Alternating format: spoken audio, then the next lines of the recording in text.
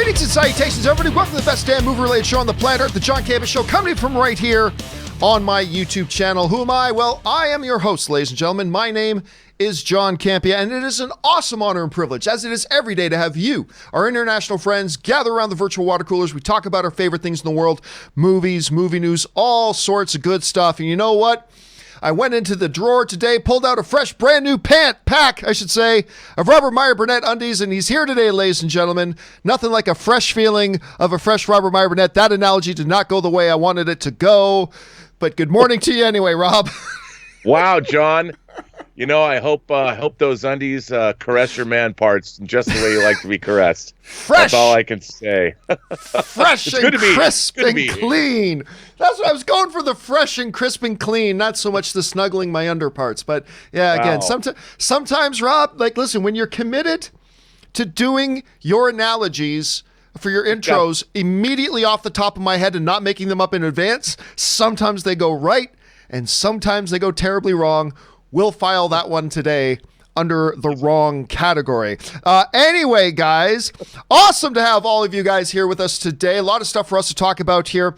First of all, the Godzilla, one of the actresses from Godzilla is talking about why people are going to love it, but it might actually sound like a reason people may not want to go see it at all. Robert and I both give some suggestions on movies you should be watching at home. Have you seen that rumor going around that Kevin Smith himself is spreading around, that Charlie Cox may be appearing as Daredevil in Spider-Man 3? We're going to fact check that and talk about that just a little bit. Stephen Amell says he's absolutely done with CW. You won't see him again anymore. Amy Adams suggesting the final nail in the coffin of Henry Cavill as Superman may have been driven in. We'll talk about that. That and a few things more, guys. But hey, listen, before we get to any of that, you know, I started off this new little thing because one of the things I love doing when our show is done, I love going through the comments, and I read through all the comments, and sometimes there's some really good, insightful, well thought out, funny, observant kind of comments, and I like to highlight those, and that's why we call this little section here Top Comments. So we're going to look at a couple of comments that were left on yesterday's show. First one we're going to start with here comes from Kyle Arking, who wrote in, a highly underrated film I recommend is The Edge of 17. Awesome movie with Haley Steinfeld as Woody Harrelson, who are both fantastic in it. It's written by the same writer of Bumblebee and is basically Bumblebee without Bumblebee.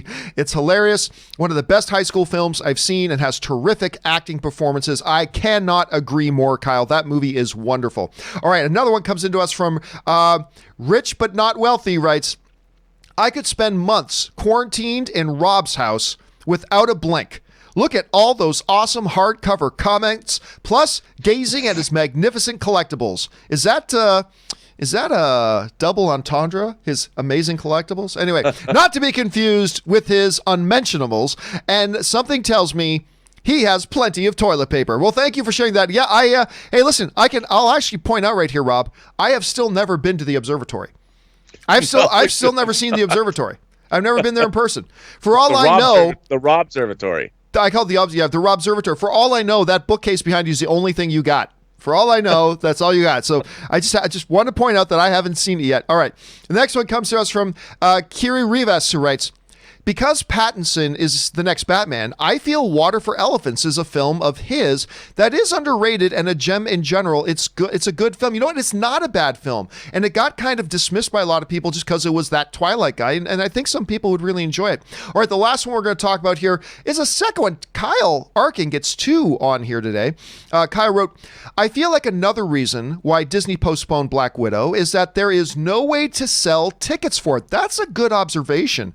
The MCU is notorious for releasing tickets really early, but if the theaters aren't open, how can they release tickets? Very good and true observation, Kyle. That's another little thing to be adding to the pile. And listen, guys, tomorrow again, I'm going to go through all the comments on today's show, and I'm going to pick out a couple others to feature on Top Comments. Maybe you'll see yours there. All right, guys, listen, before we get into our main topics, there is one off the top topic that we do need to cover here, and that one is this. You guys have all heard me say multiple times that Henry Cavill is my all-time favorite Superman.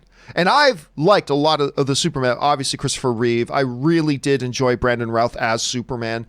But Henry Cavill, to me, I don't know, that when I think of Superman now, that's the face I see. I see Henry Cavill's face when I think about Superman. Now, there's been a lot of discussions going on about whether or not we're ever actually going to see him play Superman again. Some things suggest yes. He keeps saying that he's still up for playing it. He still, I believe he once said, has the cape in the closet. However, when asked about it a while ago, Warner Brothers said, we don't have any future plan. We love Henry, but we have no future plans for Superman, right now and all that kind of stuff. Well, it looks like there may be another little bit of a nail in that coffin, Rob. Amy Adams, who of course plays Lois Lane, was being interviewed by Empire. And Amy Adams basically said, yeah, I think you're not going to see me as Lois Lane again. I believe the studio is going in a different direction. Here's a quick excerpt of what she said. She goes, I think Warner Brothers is moving in a new direction from my understanding. So basically, Rob, we've got now Amy Adams saying she does not believe she's going to be returning. She believes that the studio, Warner Brothers, is heading in a new direction. Now, to play devil's advocate, maybe new direction just means Superman, Henry Cavill's Superman will have a new love interest. But I highly doubt that. It really does seem to me like the blocks continue to pile up to create this wall called Henry Cavill is Superman no more wall. I mean, the blocks just keep piling up. And now we've got Amy Adams saying she believes that the Warner Brothers, it seems the implication here is done with that storyline. They've moved on from that. And it seems like that's what they're saying. Rob, there could be different ways of interpreting her words. It seems like the most common sense one is that just Warner Brothers has moved on from her as Lois Lane, probably Henry Cavill as Superman. What do you make of this situation now, and does it change or alter your perception of the overall situation as it pertains to Henry Cavill as Superman? Well, I think, John, first of all, Amy Adams is cute as a button, and nobody should take her away from anything. That's what I say. I think it's pretty definitive then that we're going in a different direction with Superman, and whether or not people, I just think it's unfair how Man of Steel, Batman v Superman, and Justice League basically did Henry Cavill's Superman wrong. I'm sure that the thinking in the executive wing is that, well, he got his 3 movies. There's a trilogy of Henry Cavill Superman films, but I would argue we never actually got a Superman movie where Henry Cavill got to be Superman. He was beginning Superman in Man of Steel. He'd been Superman for like a few days, but we'd never seen the maturation into the man who represented truth, justice, and the American way, who could leap tall buildings in a single bound. We never got to see a Superman that wasn't beleaguered in some kind of horrible state, whether he's fighting Batman, whatever it was.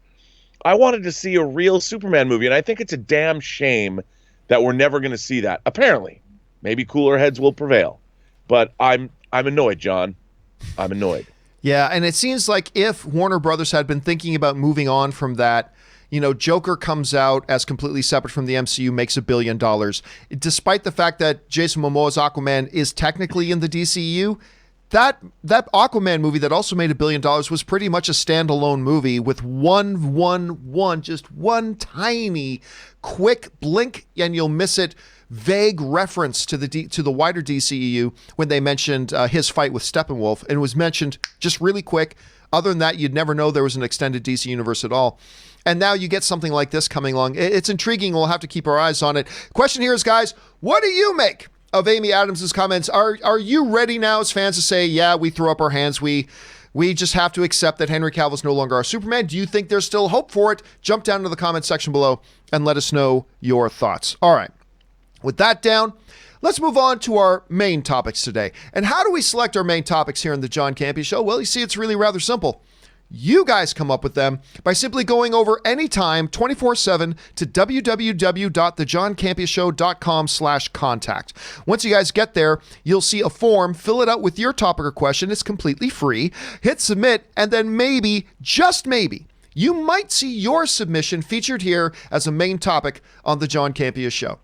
With that down, let's move on to main topic number 1. And our first main topic today gets submitted to us by Ethan Vega, who writes, "Hey, John, big fan from Puerto Rico." Well, thank you so much, Ethan. Thanks for writing in, man.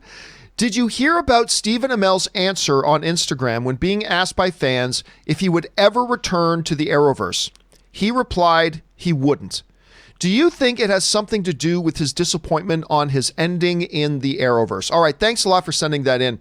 And yes, of course, the Arrowverse just kind of came to the end of an era. The Arrowverse is, of course, started by Arrow. That's the show that started everything, and of course, all built on the shoulders of Stephen Amell. And listen, while I may have gone up and down in my enjoyment of Arrow, I loved it for the first few seasons, really hated where they went with it for a while, and then it had some redeeming moments again, went up and down a little bit as it came into the home stretch. But I always really liked Stephen Amell as Arrow.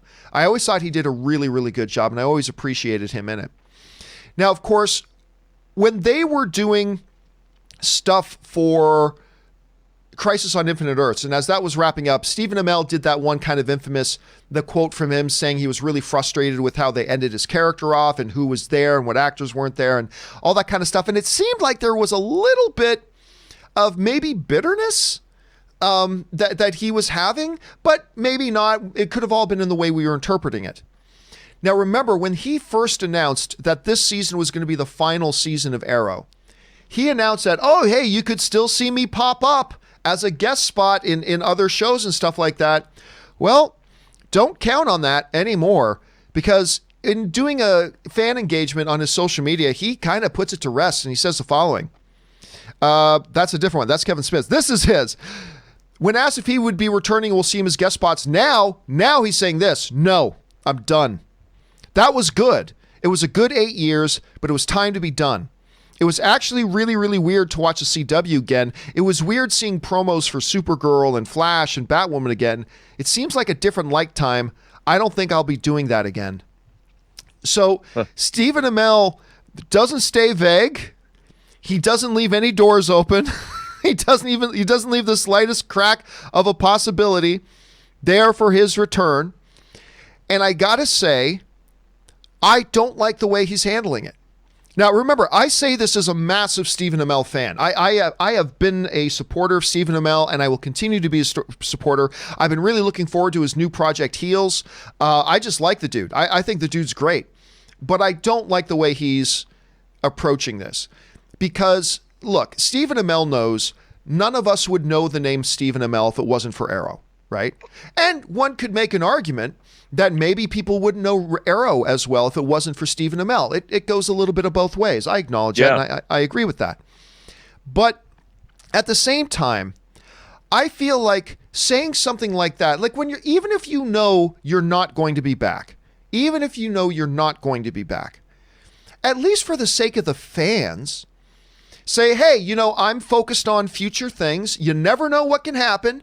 But, right now I'm focused on future things, but hey, you never know. Like, at least be a little bit vague, if for nobody else than for the sake of the fans. Because the way he says that, it kind of leaves a little bit of a scorched earth kind of feeling to it. And it's kind of like he's slamming the door on his way out a little bit. And again, I don't know the inside of Stephen Amell's mind. I don't know how he's actually feeling or whatever, but he's got to be aware of perception and the words that he uses, because right now, on top of that last thing he said about Crisis on Infinite Earths, combine that with him saying, no, I'm done. It just leaves a little bit of a bitter taste in the mouth, and I think leaves the Arrowverse and the people still there, Rob, a little bit in a tricky position and in a little bit of a lurch. And while I still think he's great, and I'm still looking forward to Heels whenever they get around to getting back production running again, and I'll still look forward to that, and I can't wait to see what he does next, I really think he should have handled this better. Anyway, Rob, you hear these comments. What's your interpretation of it? Well, I can't disagree with you. I mean, the guy did get 8 good years on a TV show. And any actor will tell you that getting to be the lead of a show, and like you said, it was a star-making role. He'll probably have a career in television for the next 30 years. He'll be on show after show after show. He's a well-liked guy.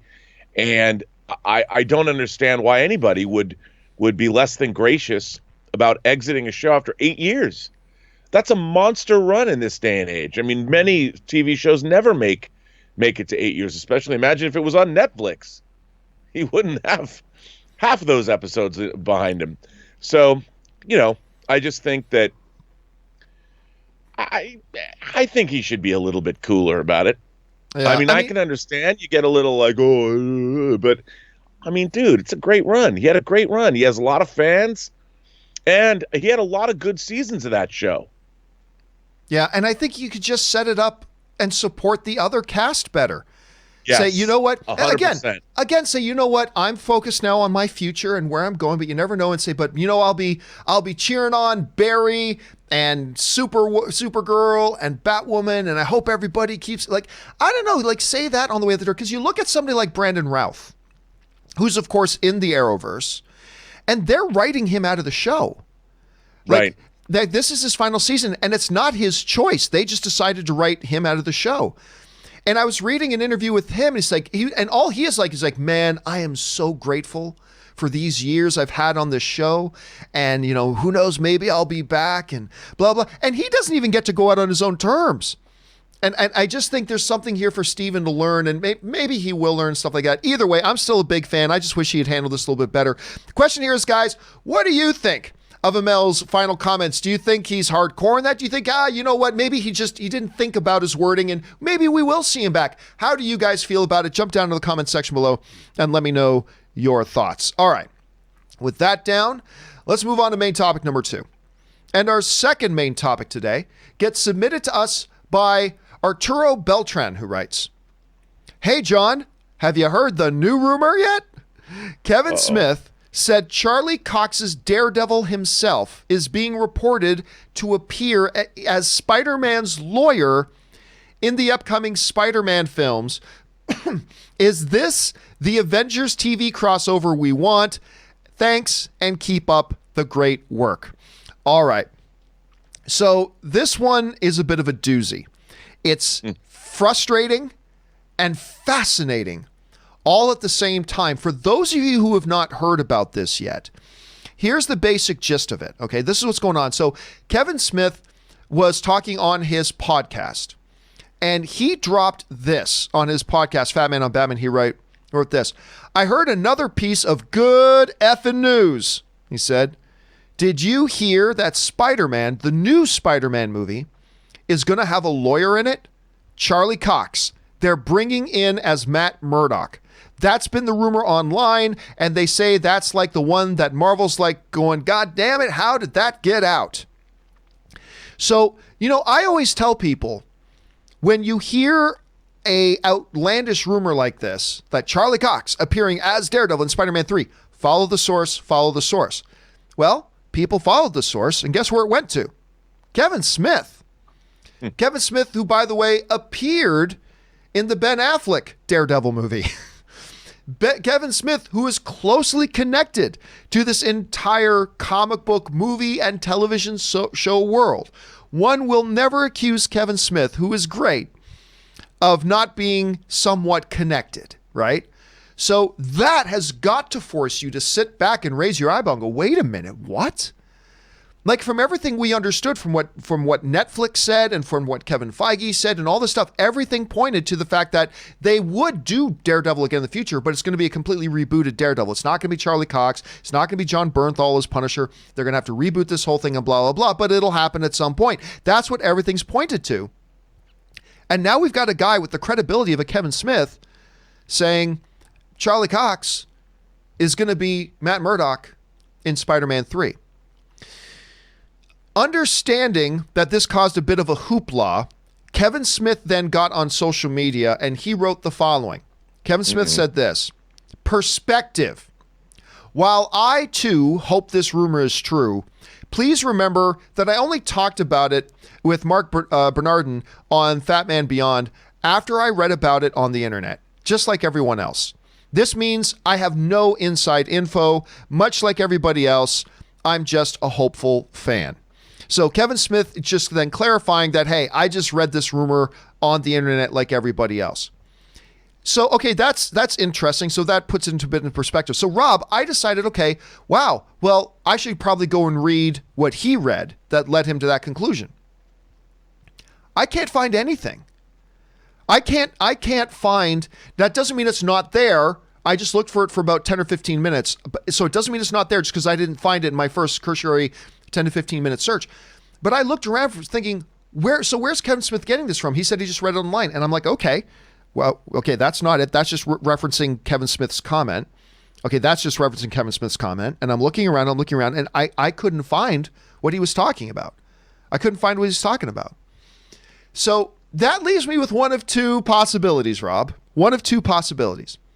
Possibility number one, maybe he's talking about something he read ages ago. I mean, maybe he's just flat out talking about something he read absolutely ages ago. That's a possibility. The other possibility is, what if it's not something he read on the internet? What if it's something that he does have a little bit of inside baseball on? This is pure fantasy speculation, everybody. Let's be clear. This is me doing pure fantasy speculation, all right?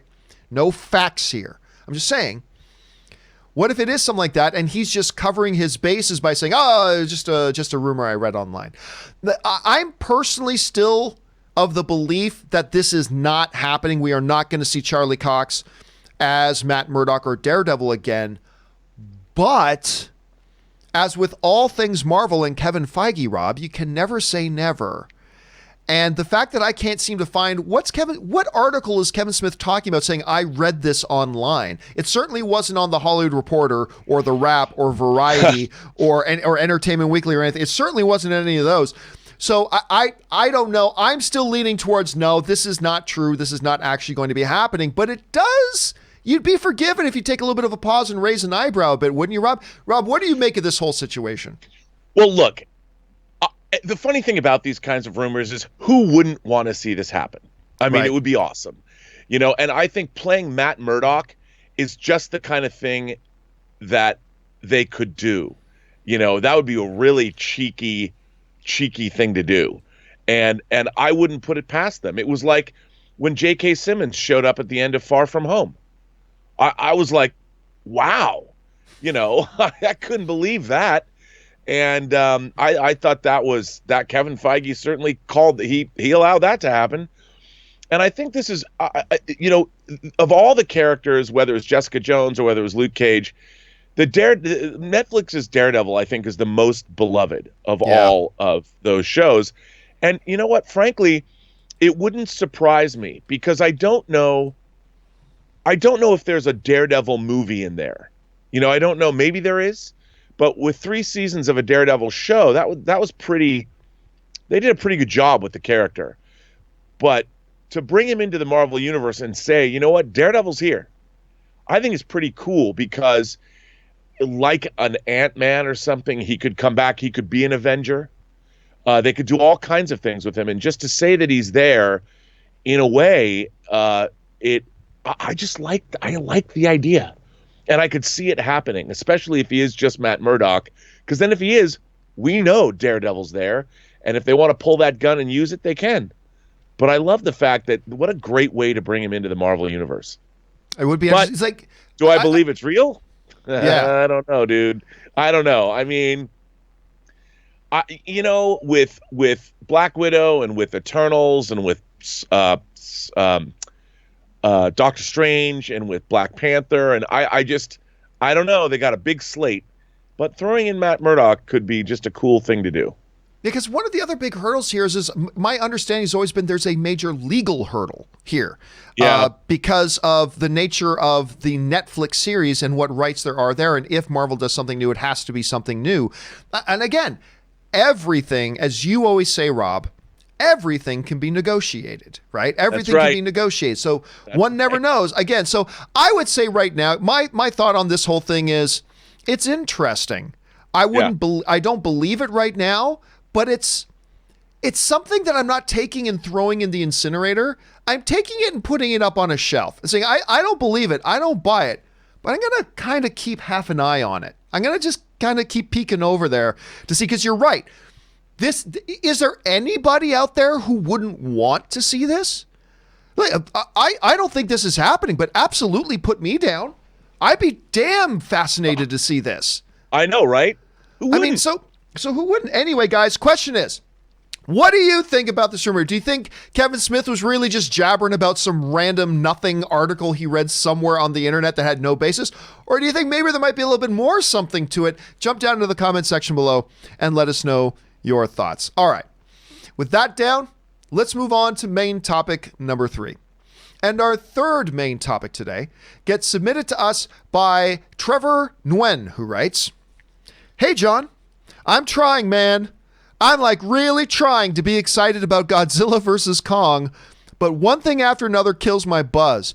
Just read an interview with Isa. I've never known if I'm pronouncing Isa's first name correctly. Isa Gonzalez, who is amazing in Baby Driver, by the way.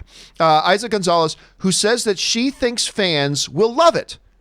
But then she also says that the movie is really about these two young girls. WTF? I'm not going to Godzilla vs. Kong to see it be about two old men or two young girls or two cute puppies.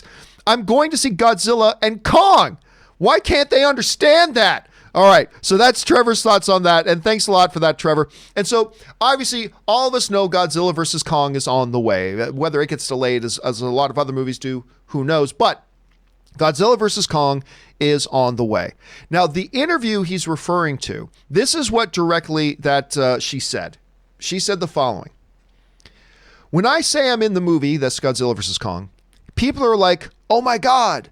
Seeing that fanaticism and seeing how excited they are to see this movie makes me really excited. And I think they're going to be really happy." Okay, that sounds good. That's good news. "Adam Wingard is so talented. Both stories are going parallel, Godzilla and Kong. As you'll see without giving anything away, it's a large cast as well, and it was really fun to be a part of it. There's so much going on, but the heart of it is two young girls as well, which is such a positive message for society nowadays. It's just incredible." I'm going to read that last part again. "There's so much going on, but the heart of it is two young girls, which is such a positive message for society nowadays. It's just incredible." All right. From my perspective, and from my point of view, just to give you a little context, I was not a big fan of Godzilla King of the Monsters. Rob was. Yeah. Oh, yes. Rob was. I quite frankly was pretty disappointed with it. I didn't think it sucked. I was pretty disappointed with it. I was expecting much better. That said, who would not be looking forward to Godzilla versus Kong? It's like that Charlie Cox in Spider-Man. Who doesn't want to see that, right? But one of the things that's been a complaint from a lot of people over the years since that first Godzilla movie in this new franchise first appeared was, why the hell are they focusing so much on the people? Why are we getting so little Godzilla? That was one of the big criticisms that came out about that first Godzilla movie. Why so much emphasis on the people? We want to see more Godzilla. And every time Godzilla was about to do something cool, they cut away. And that was a big thing. Rob, I'm not going to lie to you. I generally try not to get too worked up or too positively excited or negatively upset about some random quote that an actor from an upcoming movie says, because you never know the context and you never know if that's how they meant to say it. So I try never to get too excited or too down a little bit about it. But I'm not going to lie to you, dude. Hearing one of the actors say the heart of this movie are two young girls. It has nothing to do with it being girls. She could have said two young boys, two young cats, two young jazz musicians, two young political leaders. It doesn't matter. It doesn't matter. The key is she didn't say at the heart of it is Godzilla and Kong. The heart of it, what she should have said is at the heart of it is Godzilla and Kong. And I'm not going to lie. As somebody who wasn't overwhelmed with the first Godzilla, as somebody... I enjoyed Kong, but again, not overwhelmed with Kong Skull Island. Someone who was disappointed a bit in Godzilla King of the Monsters. This is not what I want to hear. I don't want to hear this movie is about anything. Not that you can't have a story surrounding it, sure, but the heart of it needs to be Kong and Godzilla. I'm going to admit, I read that and I go, okay, that just killed a little bit of my enthusiasm. Rob, salvage my enthusiasm here. Tell me why I'm reading too much into this. Tell me why I should still be excited for Kong versus Godzilla. And what was your reaction when you read this quote? Well, for longtime kaiju fans, I would say that when someone talks about two young girls, the first thing that comes to mind are what I would like to call the heralds of Mothra, the cosmos. You know, the two girls that sing Musura. Now, she could mean like it's two young girls that are friends, like going to school or something. But in the context of this, if they are the cosmos, if they are the two heralds of Mothra, and that have something to do with bringing balance to nature. I mean, it might be two young girls, two girls that are on a coming of age story or something like that. I could understand the lack of enthusiasm. But if they're two young girls that are poised to be the next two heralds, I mean, maybe it's because there's a cool sci-fi concept with them, that they have been chosen. The two of them have to bring sort of balance to the natural order, and that Godzilla and King Kong represent the out of balance natural order of Earth. And their entire conflict is about restoring that balance. And maybe these two girls don't know their destiny yet, or they're the fulcrum of it, and it'll tie back into the history of Godzilla, of Mothra, or something like that. That's kind of how I see it. At least that's what I choose to believe, that it goes back, because there's a sly reference to them in King of the Monsters. Yes. Yeah, I'm third generation monarch, she's like, yeah, because when she was a girl, she was like one of the heralds of Mothra, and I really did like Kong Skull Island, and I did like Godzilla, King of the Monsters quite a lot. And I'm expecting, there apparently was a test screening of Godzilla versus King Kong, and Adam Wingard tweeted out a picture of a classic shot from King Kong versus Godzilla from the early 60s. And apparently it went very well. So I am really, really excited for this movie. Probably people were like, come on, Rob. No. As a lifelong fan of these movies, and I think my least favorite of the modern Godzilla movies was Gareth Edwards' Godzilla, because like you said, they kept cutting away from him. And I did like it, but I didn't love it. But I really liked Kong Skull Island, and I loved King of the Monsters because it was such a throwback to classic Godzilla movies, different than what people expected. I can understand why a lot of people didn't like it. But two young girls, that's what I'm thinking. I'm thinking they're the girls that sing the Mosura song, because hey, we already had Mothra in King of the Monsters, so maybe that has something to do with it. And if it did, bring it on. That's all I can tell you. That's what I would assume when she says that. If you are correct, that salvages this a bit. If you're correct, that salvages this a little bit. But if it's like two young girls, much like the last movie, Kong Skull Island was much about one young girl and blah, blah, then I don't know, man. But hopefully you're right. Question is, guys, what do you think about the comments?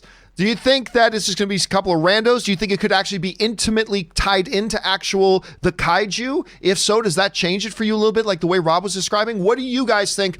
Jump down to the comment section below and let us know your thoughts. All right. With that down, let's move on to our fourth main topic today. And our fourth main topic today gets submitted to us by Donald Javier Jr., who writes, I just read that Black Widow is the next victim of the movie Pushback, which I expected to happen because of the movie theaters will be closing for the time being. Do you see other movies getting delayed right now? All right, thanks a lot for sending in that question, Donald. And yeah, listen, there's no doubt, as the days progress and as the weeks progress, with the movie theaters being closed, it makes it problematic for any movies now. We're at the point that any movies opening in May have to be, if not already deciding to push back, have to be at least considering the pushback. June and July are still movies that they're probably going to wait and see how it transpires. Some of those movies could very well still hit their release dates. But anything in May has got to be considered either seriously considering moving right now or have already decided to move. Rob, you and I were talking just before the show started. Another one, the Saw kind of relaunch, if you will, Spiral, has just announced that they're being pushed back, and that was a May release, if I'm not mistaken. So there's that as well. So absolutely, as each day progresses, we're going to hear about more movies getting pushed back bit by bit. The question for me, though, as we talk about Black Widow, is and this is the question I've been getting a lot of people tweeting to me at and stuff like that, with things like Invisible Man, The Hunt, The Gentleman, Birds of Prey, these movies and a few others going to streaming. Now, granted, those are a different situation than Black Widow. These are movies that already had their theatrical premieres. A couple of them had already pretty much hit the end of their theatrical run, understanding. But with these movies hitting streaming earlier than they normally would, what does Disney do with Black Widow? Because it's a little bit of a complicated situation. On the one hand, there's the assessment that I would make, which is, listen, you're never going to make a third of the money you're going to make on Black Widow, maybe even a quarter of the money you're going to make on Black Widow if you put it out to VOD. You're just not. You got to put it out theatrically. You got to delay it and all that kind of stuff. But there could be other wrenches being thrown into this mix right now. There could be other things to take into consideration. One of the things to take into consideration is, what does a long term, and by long I say maybe a year, what does a long-term push mean for that movie? Well, it could actually make things very, very complicated. Because while The Eternals does not come out until November, right? So that's so, what are we in now? We're March, or April, May, June, July, August, September, October. We're still 8 months away. So not really worried about it. But there is Falcon and Winter Soldier, right? There's Falcon and Winter Soldier that's supposed to be coming out in August. Of course, their production has been kind of upended a little bit, so whether or not it makes its August release date, we're not really sure. But if something happens sequentially that we need to know about in the Black Widow movie for certain things in, say, Falcon and Winter Soldier, or maybe even the Eternals going all the way off into November, pushing Black Widow too much could become problematic. Now, I don't really think it's going to be that big of a deal. I don't think Kevin Feige would create a scenario here, Rob, where you absolutely have to watch Black Widow. And if you don't go to theaters, everybody watch Black Widow, you're not going to understand anything that's going on in the MCU. So you either got to watch none of it or watch all of it. I don't think Kevin Feige is going to do that. But it is something that complicates it. So, Rob, I'm personally of the belief right now that this is a movie that will get pushed. They will not put this movie to direct streaming, I don't believe. There's just too much money they're going to be leaving on the table if they do. I believe they're going to put it out when they can put it out. They'll make all their money.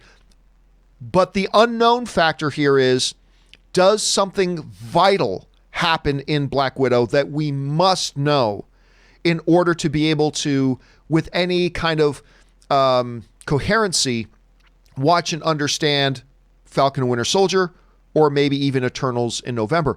If that's the case, maybe then there's a discussion to be had in the war room at Disney between Alan Horn and Kevin Feige about maybe we take this movie and put it onto streaming.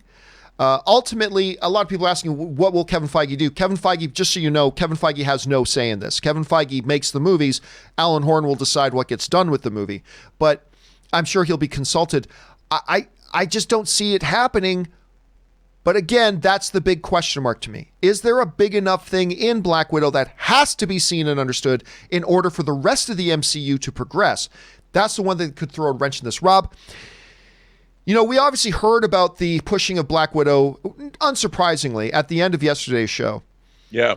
What do you think are some of the reasons why we should believe that they're not going to put this direct to streaming? They will push it off. And what are maybe some of the question marks that might leave the door open that maybe they could? How do you see this whole thing? Well, like you astutely pointed out, these movies have the potential to make $1 billion. I mean, these movies, the average, if you average out all 23 of the previous Infinity Saga films, they average out to $1 billion each. And that's unbelievable. And it seems like it's par for the course now for these movies. That is a lot of money. And the way streaming works, the way VOD works, that there's nothing that can come close to that. And it's never been done. Now, could they do some kind of a pay-per-view? You pointed out yesterday, there's just, even if they tried something new, I just don't think they could ever even come halfway there to making that kind of money. And they can't afford to leave that money on the table. They have to give this movie a worldwide theatrical release. And that's the only thing they're going to do. And they'll wait. They'll know. I mean, if Black Widow is released 6 months later, it's not because it's a troubled production. There's a global pandemic that everybody's aware of. And it'll be interesting to see, even when this is all over, will people be going to the movies the way they used to? But I think they're going to turn out for this. This is going to be one of those things that bring people back to the movie theater. And they want to see this. The last trailer you and I were both over the moon about. All the material they put out is just better and better. And this movie is definitely not going to go VOD, nor are they going to release it direct to Disney Plus. There's no way. So would you say then that, let's say that question mark that I proposed earlier, that let's say, and there's nothing to suggest that this is true, I'm just saying, in the theoretical situation, that there is something revealed or part of information, something in Black Widow that is essential viewing for us to see in order to properly comprehend what's going on in the MCU later on. Would you propose then that if that scenario were a reality, and again, we're not saying it is, but if it was, that Marvel would be in a position to rather push other things as well to make sure Black Widow gets out first? Like, would they push the release of Falcon and Winter Soldier in order to accommodate making sure Black Widow gets in theaters first? Is that what you think they would do? Well, there's a couple of questions there that are worth paying attention to. First of all, Disney Plus needs new programming. Yeah. They really do. And I would imagine that Falcon and Winter Soldier, more than anything, has some kind of tie-in to Black Widow in some way. But maybe it's not crucial. Remember, some of like the post-credit scenes on Marvel movies are fun, but they don't necessarily advance the plot that far. But I would imagine, look, if worse came to worse, because Falcon and Winter Soldier's production has been halted as well, so maybe they just make a shift and they move off Eternals, and maybe they'll have to move Falcon Winter Soldier anyway because of the halted production, and they just push everything. Look, if they moved Eternals into 2021, I don't know when the next Marvel movie comes out, but it seems like there could be a space there that they've got time, because there's like almost a year between Marvel movies after Eternals, I think. So if they moved Eternals, I don't know, into the Black Panther spot of February and put Black Widow into November, and then made the Falcon and Winter Soldier series also release in November, they could have some great synergy there. I could see that scenario, to me. I mean, I think that's probably I think it's pretty likely. All right, the way that we're going. I'm looking at a release schedule right now here, Rob. So Black Widow, of course, that May 1st, 2020, now postponed. Next up is Falcon and Winter Soldier for 2020 in August. Then the Eternals, November. Then WandaVision, December of 2020 on Disney+. Followed by Shang-Chi, that's supposed to come out 3 months after the Eternals, with February 12th, 2021. By the way, we announced, we did mention the other day that Shang-Chi, the director of Shang-Chi, halted production while he went in for virus testing. He's out now, and he said he tested clean, so he's all good. Then in May, just a few months after that, is Doctor Strange Multiverse, Thor: Love and Thunder, then 1 year after that. So there's our release schedule there. But that doesn't really change essentially what you were saying, though. Yeah, I think honestly they're going to push everything back. They're going to slide everything back by the.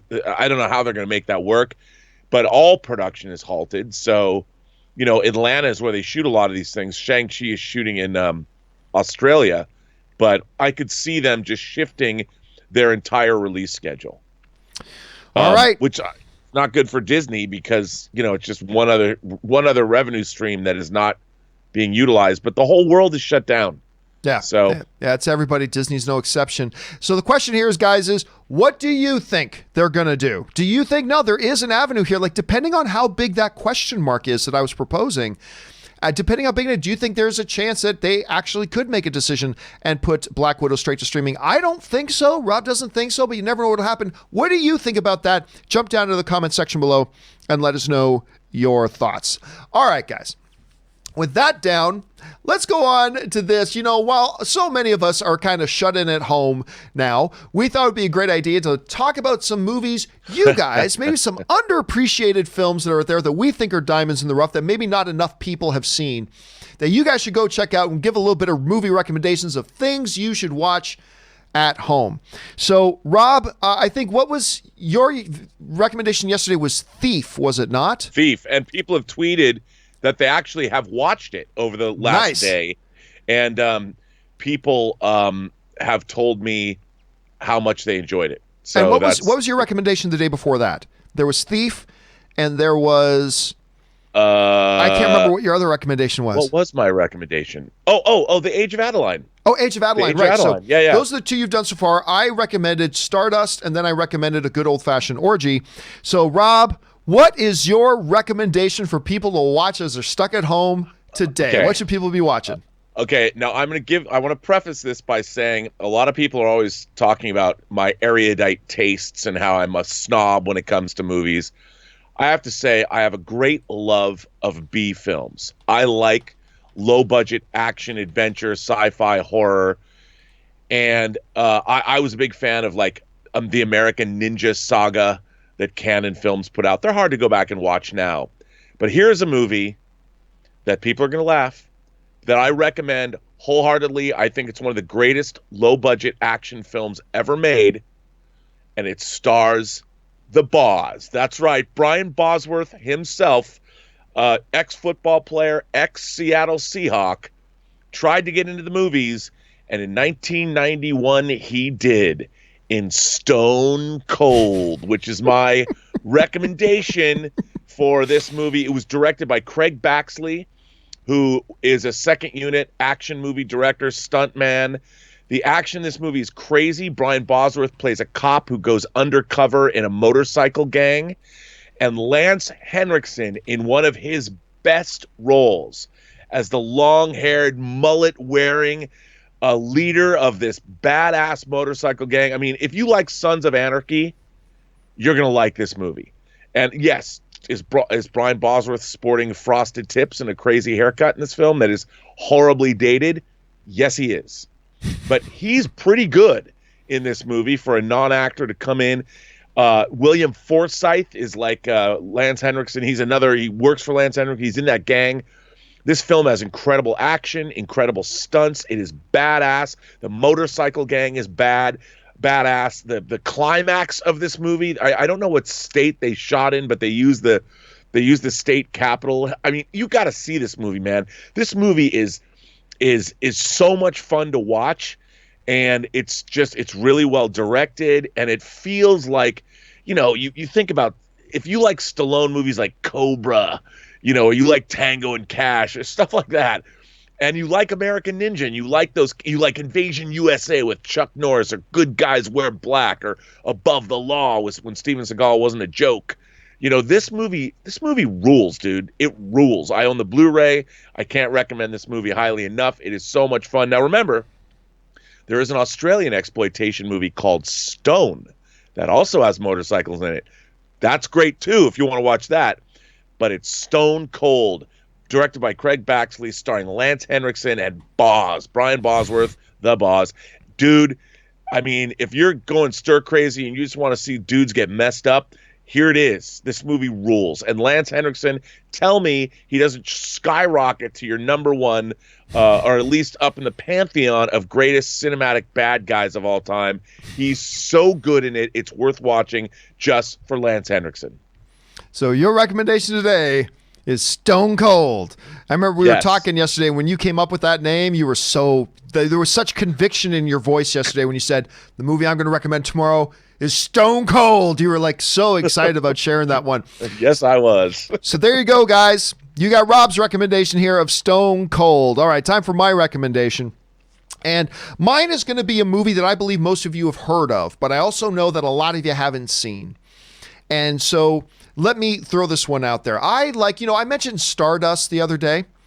Stardust is what I kind of call the modern Princess Bride. The fantasy fairy tale aspect. There's something about those types of movies that really gets me. Well, what other kind of fantasy epic movie can you get Jet Li, who goes by the name of, no name, Nameless, where you can get Donnie Yen as Long Sky, where you can get Tony Leung as Broken Sword, where you can get Zhang Ziyi all in one movie, I'll tell you the movie you can go and watch.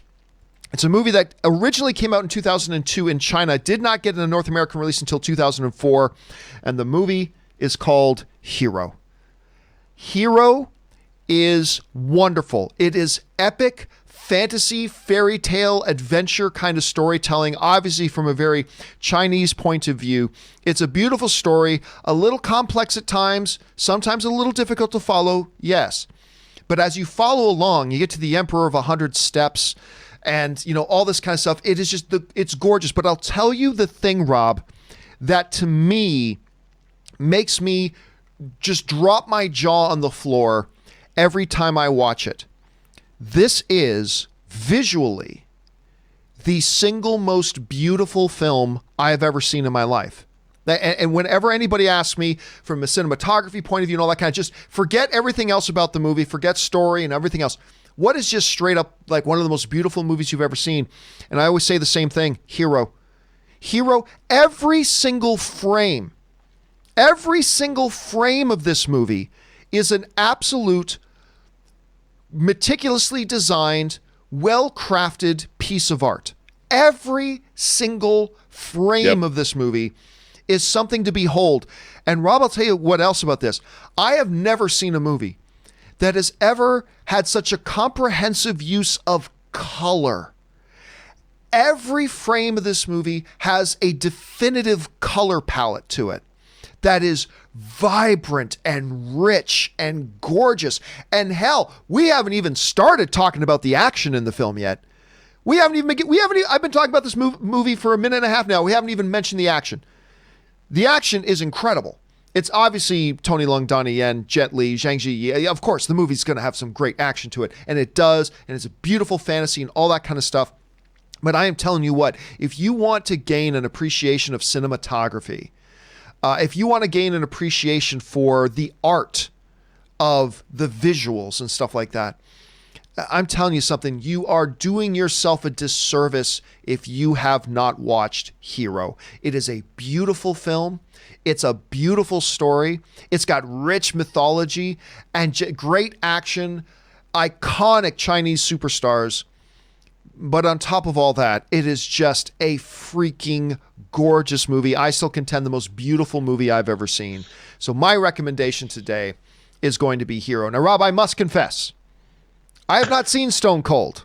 All I know is that's Brian Bosworth. So maybe now with your recommendation, I need to go watch that because you seem really passionate about it. Did you ever have a chance to watch Hero? Dude, I own Hero. Oh, of course you do. I love Hero. I echo every sentiment that you just said. I think it's a fantastic pick. And, it's the pinnacle of wuxia, the genre. It's one of, like you said, one of the greatest, most beautiful movies you'll ever see. And it's got an incredible cast. And by the way, it also kicks ass. I mean, there's some action scenes in it that are very impressive. I mean, it's no biker gangs with Lance Henriksen as their leader. Well, of course not. Let me tell you, I mean, Hero, what a fine pick. I like the fact that I went a little low and you went very, very high today. All right, guys. So those are our recommendations. As always, Rob and I would love it if when you jump down to the comment section, let us know your thoughts. Have you seen Stone Cold? What did you think of it? Have you seen Hero? If so, what did you think about? And of course, as always, keep leaving your recommendations for the other viewers as well and other readers for films that they can watch while we're all kind of bunkered down and stuck at home for a little while. So, all right, guys, those are our recommendations today. Now, with all that down and out of the way, Robert and I are now going to move on to start taking your live questions that you get sent in. Of course, two different ways to send in live questions. The best way, the most preferred way, is to use the tip link you see in the top of the description of this video. That's the tip link. Go ahead and use that to send the question. Or if you prefer, you can use the super chat feature here on YouTube, and that will work as well. But before we get to those questions, Rob and I are just going to take a quick, short break. Going to stretch the legs, rest the vocal cords, refill my drink, if you will, give you a chance to run and use the bathroom. So while we do that, guys, keep talking amongst yourselves, keep hanging out. We will be right back. Don't go anywhere.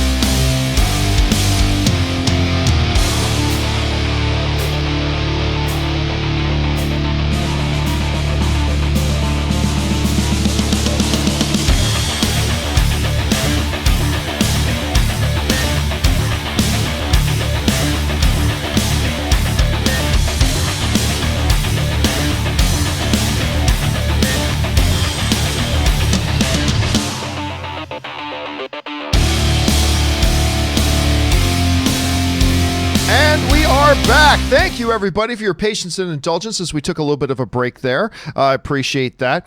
All right. With that down, let's start getting into your live questions, guys. And we're going to get things started off here with Suthius, who writes, "Hey, gents. I was watching some behind-the-scenes clips of Weller suiting up as RoboCop, and just seeing him embody that character was pretty cool. The way he spoke, moved his head, the way he walked is why RoboCop is one of my all-time favorite sci-fi characters." And you know what, Rob? I'm going to make a confession right here. I never thought Weller was all that great as RoboCop, only because I looked at it and thought, well, that's kind of easy what he's doing. But really, there was a lot more. The more over the years, I realized, you know what? There's a lot more to it. There's a lot more to it than just say, because I've often said that, you know, when I looked at Chewbacca, right, and Peter Mayhew as Chewbacca, obviously beloved because he's Chewbacca, but I've always said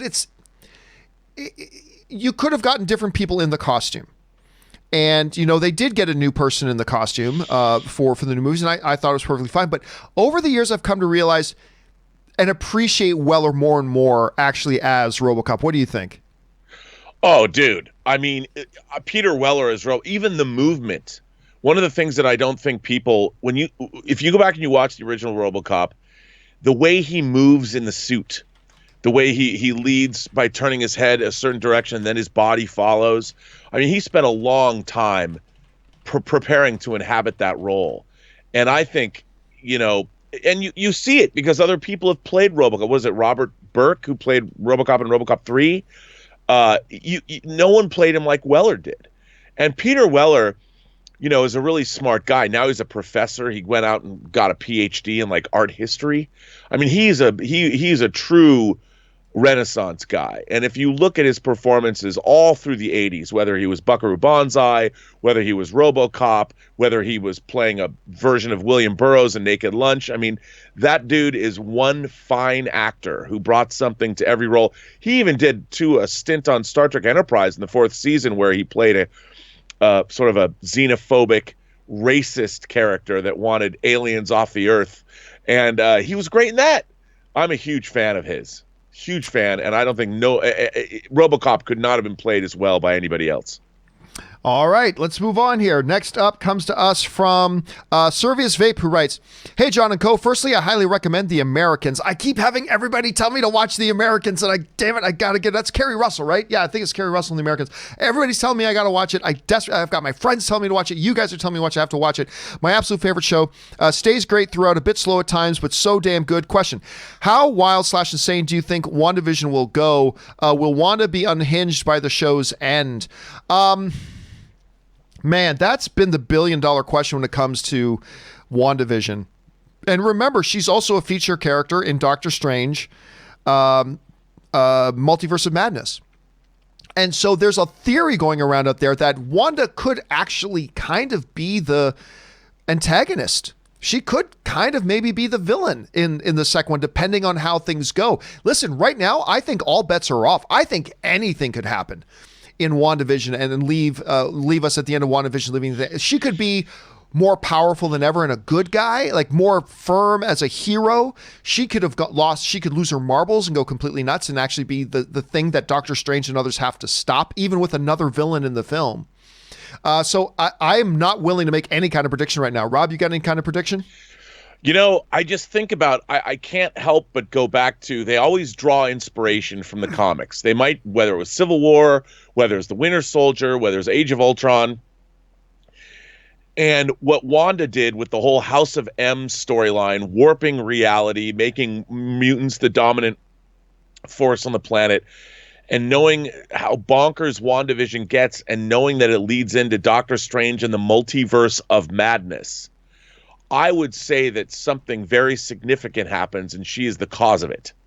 Now, whether that is fracturing the universe into a multiverse, I don't know. We've seen time travel. I just think whatever it is, and the show looks bonkers. So I think when WandaVision is over, I mean, whatever her vision turns out to be, I think it's going to be, I think it's going to lead right into Doctor Strange. And I think that's where whatever happens, she's the cause of it. And whatever's going on in Doctor Strange, he's coming in to pick up the pieces of whatever it is she does. And I'm pretty excited, but that's kind of the way I see it. But again, that's only speculation because of how they've taken inspiration from the comics. So who knows? All right, let's move on here. Next up, Rob's Evil Twin writes, my quarantine movie suggestion, A Kid in King Arthur's Court on Disney+. It's full of silly 90s cringe, but features Daniel Craig and Kate Winslet. Really? It was one of the first major movie roles for both of them. I don't remember that one, Rob. Do you? No, but I had the one that came out a couple years ago about the King Arthur, the kid who would be king. The king. I like that. Stewart, right? I have that. Yeah, I have that on Blu-ray. Yeah, I like that one. Good suggestion, Rob's Evil Twin. I like that one. All right. Willow writes, I showed my mom The Dark Knight a while back, and she actually got angry at Batman for not killing the Joker, thereby endangering innocent lives in the process. It's hard explaining to her that there would be an uproar from fans if Batman killed. And of course, he does kill. Batman does kill. We've been through this show before. I've shown comic panels from the panels where Batman says, Robin, yes, I kill people, but only in self-defense, blah, blah, blah. We shouldn't murder and blah, blah, blah. I think it was Mr. Sunday Movies did a great video once on all the times Batman has killed. I think the count got up to like 50. All the times Batman has killed in all the Batman movies, going all the way back to the Tim Burton Batman movies. So he does, but you're right. In that moment in The Dark Knight, if he just chose, while in no physical danger himself, just to kill Joker just because, that probably would have caused an uproar with a lot of people. You're absolutely right, Willow. It probably would have caused an uproar. All right. Taurus writes, Pisces. That was my breakdancing name. So glad to have found you after all these years. Remember that old breakdancing crew we were part of? Those were the days. Sadly, I don't have any footage of it. Could post any old videos of the Zodiac. I'd love those glory days. From Taurus, I should say. No again. There will never be a day where I release any footage of my breakdancing days. That's not going to happen. I would rather get online, strip on a pole, and show my junk. Which would kind of be bragging, I suppose. But anyway, before I ever put up the humiliation of me and my breakdancing videos. There's that. All right, Colonel Lingus, very funny. Hey gang, love the non-incel take on genre fiction. When I became disabled, I went to the library and binged Kurosawa, something I never had time to do before. Ikuru, which is amazing, by the way, if you haven't seen it, is my favorite, followed by Seven Samurai. Curious what your favorite 3+ film is. I mean, I did this big thing on Ikuru before, and it's a very different kind of Kurosawa film than a lot of people expect to see. But I still got to go with the classic. I still have to, and not just because it's the popular thing, but I have to say Seven Samurai. It's just, and when you watch Seven Samurai, not just Magnificent Seven and all the other things, but you see how much that movie influenced a lot of the other of your favorite movies. So that would be mine. Rob, what would you say? God, I think you're right. I mean, Kurosawa in general, if you think about what he did, even when he made Yojimbo and Sanjuro, those went on to influence the Clint Eastwood Westerns, for a few dollars more and a fistful of dollars. I think Seven Samurai is probably one of the most influential movies ever made. And I think you're right. I think, and a lot of people haven't seen it. People say that they've seen it, but I don't know how many really have. And of course, that's a mainstay of the Criterion Collection. And, I would say that Kurosawa in general, but Seven Samurai, yes. I mean, of course, Hidden Fortress, you can go back and watch and see a lot of Star Wars coming out of that. But yeah, I think Seven Samurai stands head and shoulders above. Yes. All right, let's move on then. Next one, James Durden writes, I got excited when you said American Werewolf in London is your favorite horror movie of all time. It absolutely is. It's mine too, but no one ever mentioned it as a favorite. The transformation scene is the best practical effects scene ever. I didn't mean to call you Meatloaf Jack. Listen, it is still to this day, Rob, look, generally speaking, I appreciate a good horror movie. Horror movies generally don't scare me, though. I still just appreciate them for what they are. I just like a good horror movie, like Don't Breathe and Lights Out. Like, I can just watch like horror movies and just really appreciate them for what they are. They don't generally scare me.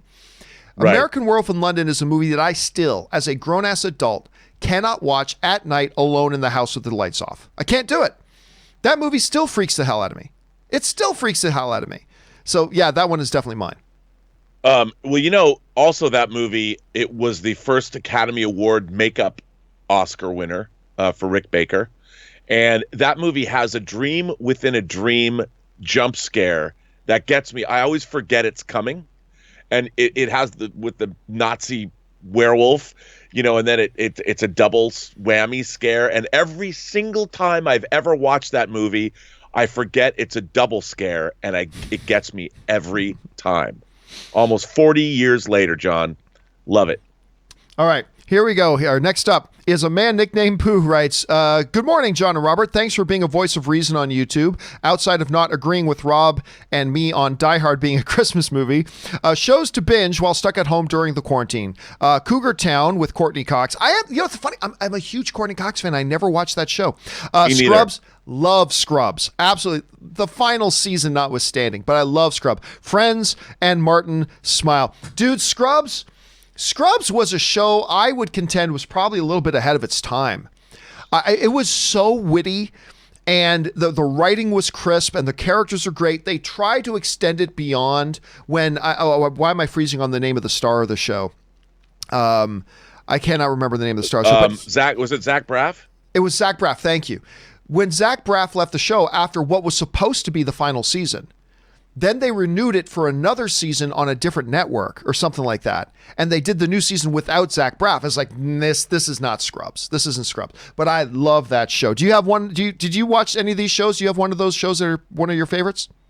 No, I wouldn't say that they're one of my favorites. I'll tell you a Courtney Cox story, though. Oh, She was the very first celebrity I met when I moved to LA in 1988. And she had just starred in Masters of the Universe with Robert Duncan McNeil. And I was on 3rd, right across from the Hard Rock Cafe and Jerry's Deli. There was a Bank of America there, and I was using the ATM, and she was using the ATM in front of me, and she turns around. I literally step back because, one, she was incredibly beautiful in real life. And I just blurted out, "Oh, my God, you were in Masters of the Universe." And then she knew what a geeky person I was, so she was quick to get out of there. But yes, she was very gracious. She said hello, and she was my first celebrity sighting in L.A. Do you know what's funny? My first celebrity that I met in L.A., I was just on a visit to Los Angeles. It was, I believe, my first visit to Los Angeles.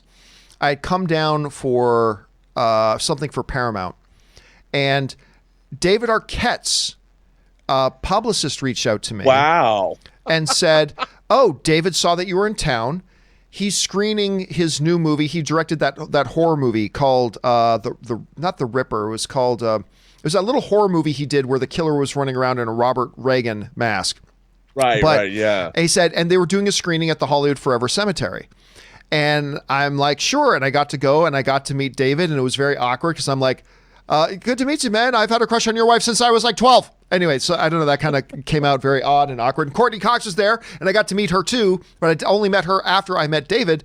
And so it's kind of funny that your first meet was crazy. Courtney. Mine was her husband at the time, David. That's funny. All right. We must be stars in the Cox household. I hope so. I would only hope so. Not that they're together anymore. Anyway, Aquafan writes, have you seen the sci-fi film Surrogates? I'm sure Robert Meyer Burnett has. People never leave their house and remotely pilot lookalike robots to, oh yes, now that you describe it for them. Seems appropriate for these days with social distancing. Plus, it was a creepy robot Bruce Willis. Yes, I do remember that film. Man, based on a graphic novel. That movie came and went real fast. Yeah. And everybody was like, he's out of that. And everybody's like, wait a minute, you're real? Like that sort of thing. I remember granted, I only saw it the once. I remember not liking it all that much. I'm going to guess that this isn't a movie that you own, Robert. I do not own it, but I did see it, but I was kind of disappointed by it. Okay. Next up. Jack Dries writes, currently in my bunker in Massachusetts, but you might be interested to know that I just visited Los Angeles and spent some time in Burbank eating at Big Boy and seeing your town center. The town center is great. It's right up the street from me. Not to sound creepy, but I thought of you when I saw the AMC Burbank 16. Yeah, because I only live like a 10 or 15 minute walk from it. I've had people actually send me pictures. Hey, John, visited LA, and they would take pictures of themselves at the AMC Burbank 16. And all that kind of stuff. I got to say this too, about 2 or 3 months ago, Ann and I went to the Burbank 16, as we often do, to go see a movie. And as we were standing in line to get some popcorn, somebody came walking up and just like looked like they were caught in the headlights. They said, "This is the weirdest thing." I'm like, "What's that?" They go, "Watch the show all the time." And we're just visiting LA from the East Coast. And we decided to come to a movie. And we thought, wouldn't it be weird if we bumped into John Campea? And then there Ann and I were. And there was just kind of freaky. But yeah, if you ever go to the Burbank 16, you've got I'd say a solid 20% chance that you might run into me because, well, not today, but normally I'm there quite often. All right, next one up. Dumbledore Calrissian writes, my wife picked Lord of the Rings Return of the King to watch last night without any prodding from me. I'm a lucky man. Dumbledore, that just means you married right, my friend. That just means you married right. That's a good way to spend the evening in. Dumbledore also writes, Aragorn, the beacons are lit. Gondor calls for aid. Theoden and Rohan shall answer. Chills literally everywhere. I keep telling you guys, that movie, that line to me, that and Dahan at the end of Best of the Best walking up to Tommy and saying, I regret the loss of your brother and I offer myself as your new brother. Oh, that and Rohan shall answer are the two manliest tears in your eyes just from the sheer manliness of it. Scenes you're ever going to see, and I get stoked for it, Dumbledore. Dumbledore also writes, I think I'm in the minority here, but I actually think the Lord of the Rings theatrical versions are better than the extended editions. Not that I don't love the extended editions, I do, but the pacing is much better in the theatrical, and that makes a huge difference. I 100% completely agree, as a matter of fact. And Rob, I love the extended director stuff, I do, but I love them as somebody who already loved the theatrical and just liked seeing more stuff, just like seeing even more scenes, and I loved it for that. But I really do, on a cold open, I do think I actually prefer the theatrical editions overall, but I still completely appreciate the extended. What about you? Where are you on that? Dude, I watched the theatrical editions once when they first came out. That's it. And to me, and also because, look, when we were working on the DVD stuff, the special features, we had the extended editions to work with. So I can't even, I was watching the extended editions every day for like 2 years because you were cutting stuff with clips and behind the scenes material. And to me, they're just the definitive versions. And it's funny that I watched an extended scene yesterday. It just popped up in my YouTube feed of when Gandalf is talking to Frodo about Gollum following them in Fellowship, and I hadn't seen that in ages. And I'm like, I haven't watched these movies in a long time, and I have the beautiful Blu-ray set. I'm gonna in this time where we're sequestered away, I'm gonna sit down one day and watch all of the Lord of the Rings movies. I'm gonna make one day of it and just blaze through all three of them. I gotta do the same. Marathon it. Because they're so good. I look at these movies every day for like 2.5 years, and I watch them. I watch one scene. I'm like, oh man, I love these movies. I used to watch all three of them at least once a year, and I haven't done it for a bit, I don't think. But I think that's a great idea. I'm going to have to do that myself as well. All right. Next up, Jordan's Channel writes, what mic do you use? It sounds great. I use a microphone called the Rode Procaster. That's the name of the mic that I use. Now, remember, it's not just the mic. It's also your interface and make sure you do everything right. But yes, I use my mics that I have in here in the studio are the Rode Procaster. I fell in love with these. These are actually the mics that I chose to use in the AMC studio, which later became the Collider studio. These are the mics that I chose for that. So when I went out on my own, I decided I love these microphones. I decided to get them again. But a lot of people like to get those. What are they, Rob? The Shure SM7Bs or something like that. Yeah, those microphones are awesome. Yeah, they're great. I think Joe Rogan uses those as well. They're a great mic, absolutely. But I gotta say, I've always loved this Rode Procaster, and so that's what. And you, of course, Rob, you use one that's very popular with a lot of YouTubes. Use the Blue Yeti. Yeah, the Yeti. But I have to say, I like this mic a lot. But it's not, it's not like the Shure mic. This was made for podcasting and things like that. But I think those Shure mics would be better. They're $400. Yeah. These ones are cheaper. These Rode Procasters, they run about $300. But I do love these mics. I've been using them for years. I'll probably keep using them for a while, but thanks for asking. Jordan's channel also writes, have your view numbers changed since the outbreak? Not really. Maybe a little up a little bit, but nothing unusual, nothing out of the normal, I would say. Corona writes, what did you think of The Way Back? Not sure you ever mentioned your thoughts. I enjoyed it, and Affleck gave a fantastic performance, his best in my opinion. On another note, I'm coming for you soon, Shining Point from coronavirus. Yeah, I was late to the party. Thankfully, I got in before I knew that they were going to be shutting theaters down. I loved it. Talked about it on a show the other week, so you can go back and see that then. But Ben Affleck is Ben Affleck. He's fantastic. All right. Michael Lemeza writes, a better Spielberg film, Tintin or Ready Player One? To me, that's easy. Ready Player One.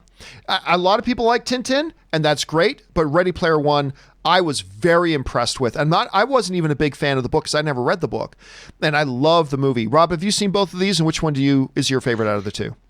Of which Tintin and Ready Player One. Okay, I was a fan of the Tintin comics, and I was really looking forward to the movie because you had two directors approaching the material. And I think I like Tintin better than Ready Player One, but you know what? I watched Ready Player One recently, and I liked it more. And I when I first saw it, I didn't like it that much because I wasn't a huge fan of the book. The book, everyone's like, you should love this book. It references 80s pop culture. I'm like, yeah, but I thought it was overkill. I thought it was more like, look at these references as opposed to integrating it into the movie. Yes. But when I get in the movie, there's something about the Shining sequence, and that's not in the book. And when you get there, I'm like, this is so bonkers. And I like it. There's things I love seeing the RX-7 mobile suit, the original Mobile Suit Gundam, kick ass in that movie. But Tintin is also, I think, very underrated. I think it's an underrated film. And they never did get around to doing that second one. They keep saying they're going to. Spielberg Spielberg and Jackson keep saying they're going to do it, but we keep waiting for it. All right. Did you read the book? Did you read Ready Player One? I never did read the book. No. Yeah. It's worth reading. It's fun. It's a fun read. I just didn't love it the way some other people did. I know people have a religious fervor about that book. I just wasn't one of them. Okay.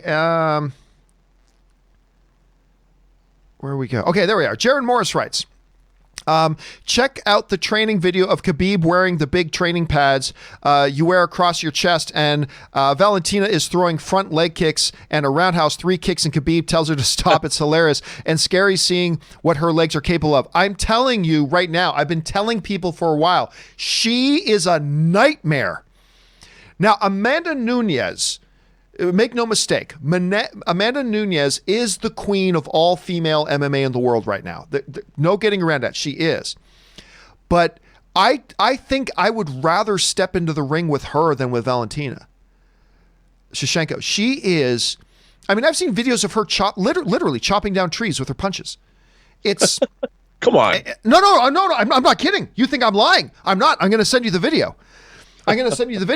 Of her literally, and the tree just starting to disintegrate and fall apart, and then just chops the tree down.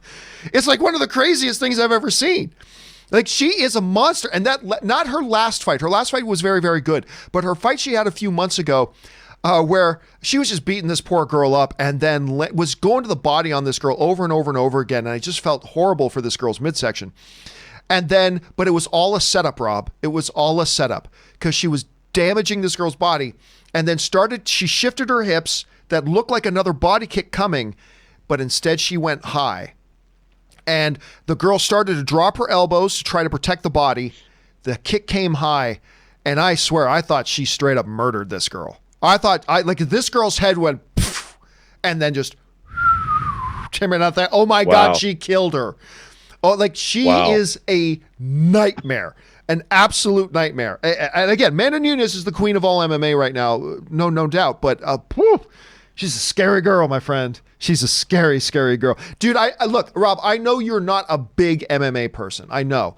But seriously, the next time either Khabib, if this Ferguson fight ever happens, either Khabib or her fight Shevchenko, you've got to come over and watch it just so you know what I'm talking about. Yeah, you keep inviting me, and I've been remiss. I should come over because if I'm going to watch that stuff, like I had a friend who I used to watch boxing with her dad, and I learned a lot about boxing through him. And I would like to watch those matches with you guys so you could sort of explain to me what I'm missing to appreciate the sport more. Yes. Okay. Next up here, we've got Luke1234 writes, AMC better not charge me for A-list when they close. Officially, I said on yesterday's show, look, I got to imagine AMC is gonna put a freeze on everybody's A-list. I got the official notification yesterday from AMC. Yes, if you are an AMC A-list member, they are automatically freezing your account. So you don't have to worry about it. AMC is doing it automatically. There's nothing you and I have to do to freeze it. AMC is automatically freezing the A-list accounts, which is a really smart move on their part. So yeah. Don't have to worry about it. They've automatically frozen the accounts for those of us who are AMC A-list members. I believe Regal is doing the same thing. I believe Regal is automatically putting a freeze on everybody's Regal Unlimited membership. If that's what you're a member of, they've automatically, a good move on their part to do that. Murray Reich writes, Your topic today should have included Brady leaving the Patriots. Oh, I wanted to. Believe me, I wanted to make that a topic. And now being signed by the Bucks, which brings me to my question, why the Bucks? Figured maybe Chargers, 49ers, maybe better suited. Anyway, I wish him luck. I would have put $1,000. I'm not kidding. I was talking to my buddy Soul yesterday. I literally would have put $1,000 that he was going to go to the Chargers. He wanted to live in LA. The Chargers have a good infrastructure around them. I thought there was a good chance. I mean, he's not going to win a Super Bowl. He knows that. He knows he's not going to win a Super Bowl. He knows that. But he can still win. He can still go there, win a lot of games. The Bucks, I never saw that coming. Straight up. I even heard some analysts a few weeks ago suggesting the Bucks could be his destination. I'm like, no way. No way. He's not going to the Bucks. And Tom Brady's on the Bucks. So I never would have guessed it, dude, but there he is. I wish him luck as well. Murray also writes, when all the dust is settled with the virus, how will the movie theaters and studios work to make sure which movies of theirs goes out first, second, third, without all these movies being all in a short time span? Well, I think the main thing here, Rob, I was thinking about this the other day. It's not like these movies are getting delayed, and as soon as the theaters open, all the movies that have been delayed are just come out. They're all getting pushed, and they'll get assigned new release dates. Like we already saw Fast 9 isn't coming out till 2021. Right. So they'll spread it out. They'll even it out. Again, it's not like, I personally think, I am no medical expert. Don't take what I'm about to say as any sort of authoritative thing. I feel like in 3 weeks, we're going to see things starting to get back to normal here. But it could be much longer. But the point is, I don't think we're talking about a situation of 7 months worth of movies are going to be flooding in. We're going to see, there's going to be some movies that need to get redistributed. I don't think it's going to be that massive amount of movies, so I don't think it's going to be a problem. Rob, what do you think? I think you're probably right about that. Maybe not 3 weeks. I think it's going to take longer to have people want to congregate together. I mean, it really depends on what's going to happen, where the curve of new cases. I know that they keep reporting more and more. We're on the ramping up on this. We're certainly not at the peak of the roller coaster hill yet. So it'll be interesting to see.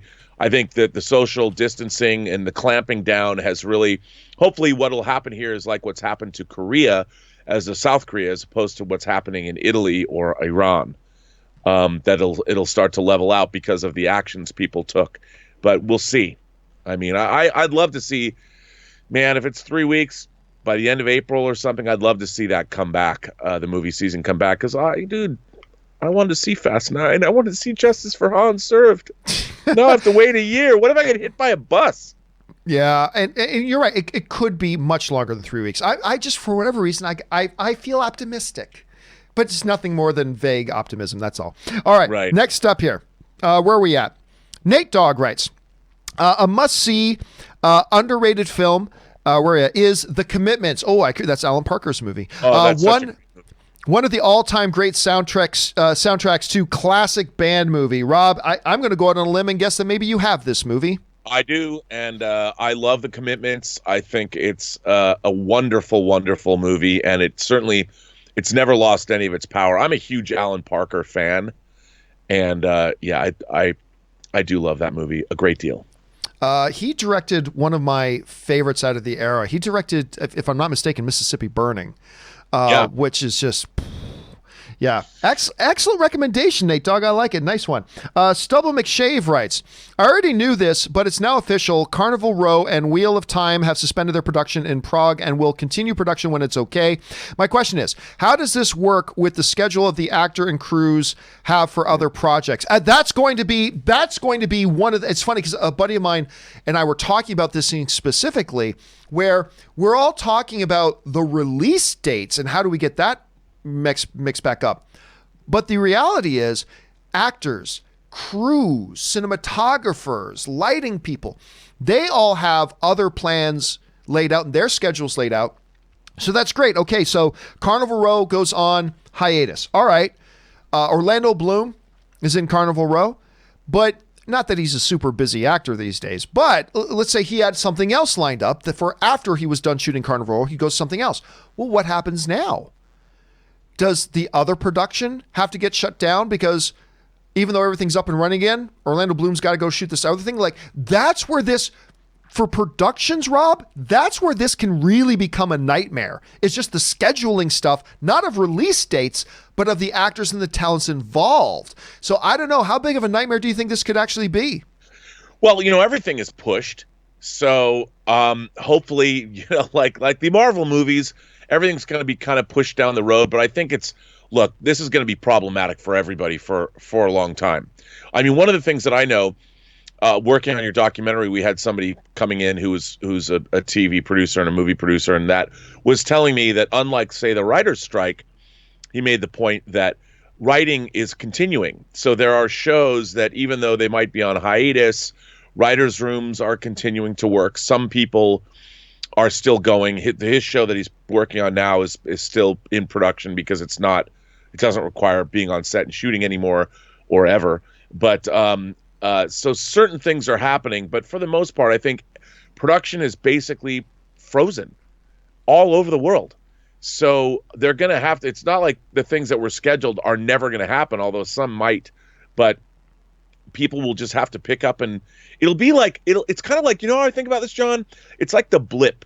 It's like the blip in the Marvel Cinematic Universe, 5 years, people were snapped away and they came back. I think, it's a great analogy. It happened to all of us. It happened to all of us, not just 50% of us. We're in the blip right now. This is going to be the blip. This is the blip time. And I'm hoping that when the blip is over and everybody goes back to work, we'll just have everything kind of pushed down the road, hopefully. That was a great analogy. I like that a lot. All right. The Movie Idiot writes, hey, John, I run an event DJ and photo booth business. Obviously, my company is shut down. That sucks. We talk a lot about how this is inconveniencing the movie industry because that's what this show is about. We talk about how things pertain to the movie industry, but it's affecting everybody and really hang tough in there, Movie Idiot, because that sucks for you, man. It sucks for everybody right now.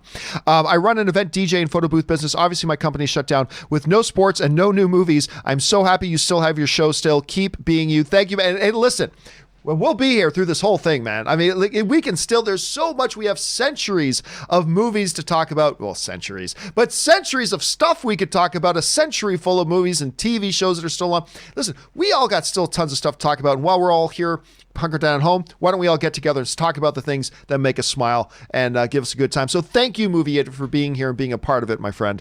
And hang in there, dude. All right, Thanos writes, hey, John and Rob, this question is more specifically for Rob if he's around, and he is. What are some comics to read in anticipation for an Eternals movie? Rob, what should people, if people want to get caught up and ready for the Eternals, what should they be reading?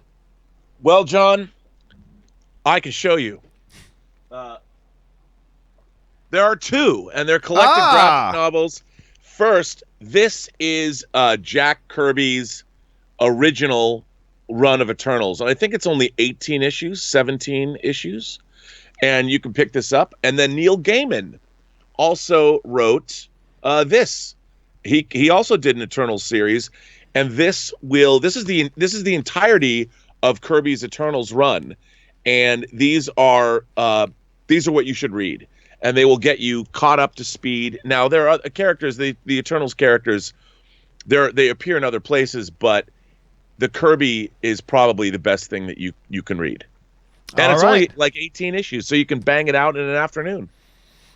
Nice recommendation. I knew you'd have something right in arm's reach. I knew you'd have something there ready to go. All right, Sully writes, can Hasbro send me Black Widow Legends figure? Dude, I can't get the Hasbro Black Widow Legends figure, so I don't see why you'd get one, Sully, but I know it looks pretty good. An anonymous viewer writes, or Anonymous 007 writes, this whole pandemic feels a little like Endgame post-snap. That's just what Robert was saying. Everything on hold until the world figures it out, and we'll have to pick it back up again once the virus has been stopped/reduced. Crazy surreal times. Thank you for the great content as always. And you're right. And you know what, we will. This is but a blip. This is but a blip on our radar, and we will get together and we will all do the right things. We'll all engage in social distancing. We will take the steps we need to do. We'll kick this thing's ass, get this bullshit behind us, and we will get back to doing our thing. And thank you, Anonymous, for being here and being a part of the show and making the community a better place to be. So thanks for that, man. All right, next up, Sam Chen writes, greetings from the now coronavirus-free Chinese city of Shenzhen. Speaking of that, just rewatched Venom, Mask copy. Oh, you think so? Love that line. Scene like this. Oh, sorry. Love that line. Scenes like this one, just make me really appreciate the diversity Sony injects into the superhero genre. Listen, I am a fan of the Venom movie. I am absolutely a fan. Look, here's the thing. When Venom was coming out, I did not think it was going to make $800 million. I mean, make no mistake. I did not predict it to make it. I said it wouldn't make $800 million. But I was one of the only guys out there saying this movie is going to be successful. It's not going to make $800 million. It made over $800 million. It's not going to make over $800 million, but this movie's going to be successful. And while everybody was yelling and screaming that it can't possibly work without Spider-Man, it'll never work, no one's going to go see it, nobody cares about Venom if Spider-Man's not in it, and I kept saying, I'm telling you guys, this movie looks like a lot of fun. Fewer people out there in the general movie-going audience even know Venom is connected to Spider-Man than you think they do, and I'm telling you, this movie's going to work. Now, I never thought it would make $800 million, but I have a lot of fun with that movie. I have a lot of fun, and I'm very, very excited to see what they do with the next one. Thanks for that, Sam. Okay, next one up. Christopher Jenks writes, great trilogy, but I really like Godfather Part 3. That moment Corleone cries out for his daughter gave me goosebumps and nearly brought me to tears. You know, Rob, here's the thing. In the realm of the Godfather movies, there's no doubt Godfather 3 is the weak link in the chain. Godfather 1 and 2, each movie on their own are highly regarded, each of them, as maybe being the greatest film of all time. Some people think it might be Godfather 1. Some people think it might be Godfather 2. Godfather 3 is clearly the weak link in that chain. Absolutely. That said, it's still a really good movie. And I would propose if you just took out Coppola's daughter, if you just took her out, it's an exceptionally great movie, and it was still nominated for Best Picture of the Year. Yep. And the ending was profound. The way they incorporated the Vatican and all that kind of stuff. And every time I think I'm out, they drag me back in. I mean, it's a really solid movie, although clearly the weak link in the chain. What do you think about it? Well, I agree with you. I'm a huge Godfather 3, I believe, is 30 years old this year. Oh my God. And I look, is it up to Godfather 1 and Godfather 2? No. And did Coppola do it because he needed the money? Yes. But the story that movie tells, where Michael Corleone really tries to take the Corleone family legitimate, he gets involved on the world stage with people that are even more treacherous than the mafia, the Cosa Nostra, whatever. There's a lot to love about that. And Sofia Coppola, obviously, Winona Ryder was supposed to star in that movie, but she left right before production because she was saying she was exhausted or whatever. So Sofia Coppola, who had a few small roles, stepped in to play the part. And while she's not great, let's face it, she's not great. But the story, like you said, is good. I really think the story's great. I love the actors. There's a lot of really great stuff in it. The scene where when Michael Corleone he confesses to the priest is one of the best in the whole series. I mean, your sins are terrible. I really like the movie a lot. And what's interesting, John, is Coppola has been going in. He redid Apocalypse Now, and they restored it, which came out this past year. He also redid The Cotton Club and restored it. He's going to go back in, apparently, and redo. He's going to recut Godfather 3. Really? And he might even retitle it and call it something else, like Corleone's Journal. I don't know what he's going to do with it, but I've read that he's going to do that, and he's kind of on a roll. And I would love to see what he's doing with Godfather 3, because there's a couple of different versions of Godfather 3. I prefer the extended versions, and whatever he does, I'm really excited, because I think the movie, it is unfairly maligned. It's not perfect, but it's unfairly maligned. And you know what? One of the things I love about Godfather 3, not that I want us to go on too long about Godfather 3, is that they very easily could have taken the end of Godfather 2 and just left it alone and just moved on from it. Of course, one of the most stunning, heart-stopping endings ever with Fredo, right? They could have just let that go. But that actually becomes the ending of Godfather 2, actually becomes a central theme with Michael going throughout Godfather 3, is that now he's dealing with he's still years later dealing with the guilt and repercussions and the heaviness that comes with what happened at the end of Godfather 2. And I really, really appreciate that they did that, like, very, very much. Okay. Yeah. I mean, though, I just want to say one more last thing. Yeah. The real problem with Godfather 3 is that Tom Hagen, Robert Duvall, is not in it.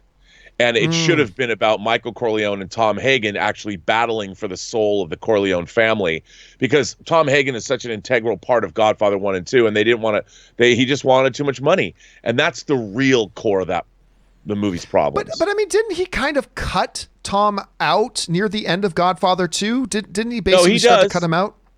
Well, he had to, because he had to keep Tom Hagen clean from what was about to happen. Yeah. Right. But yeah. So here we are doing more promotion for Godfather Part 3 than they probably had in the last 30 or 40 years.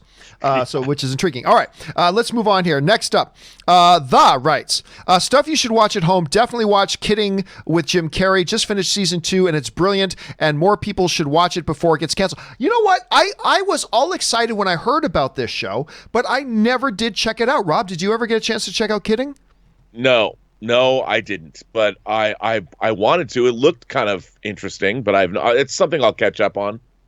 Thanks for putting that, reminding us all of that. I appreciate you reminding us all about that, Ryan. Okay, James Welsh writes, have a feeling Black Widow is going to be delayed a while because they don't want to compete with Wonder Woman. I don't buy into that. I believe in today's market, the way the movie-going trends work, I believe you can have two massive blockbusters relatively close to each other as long as they're not back-to-back.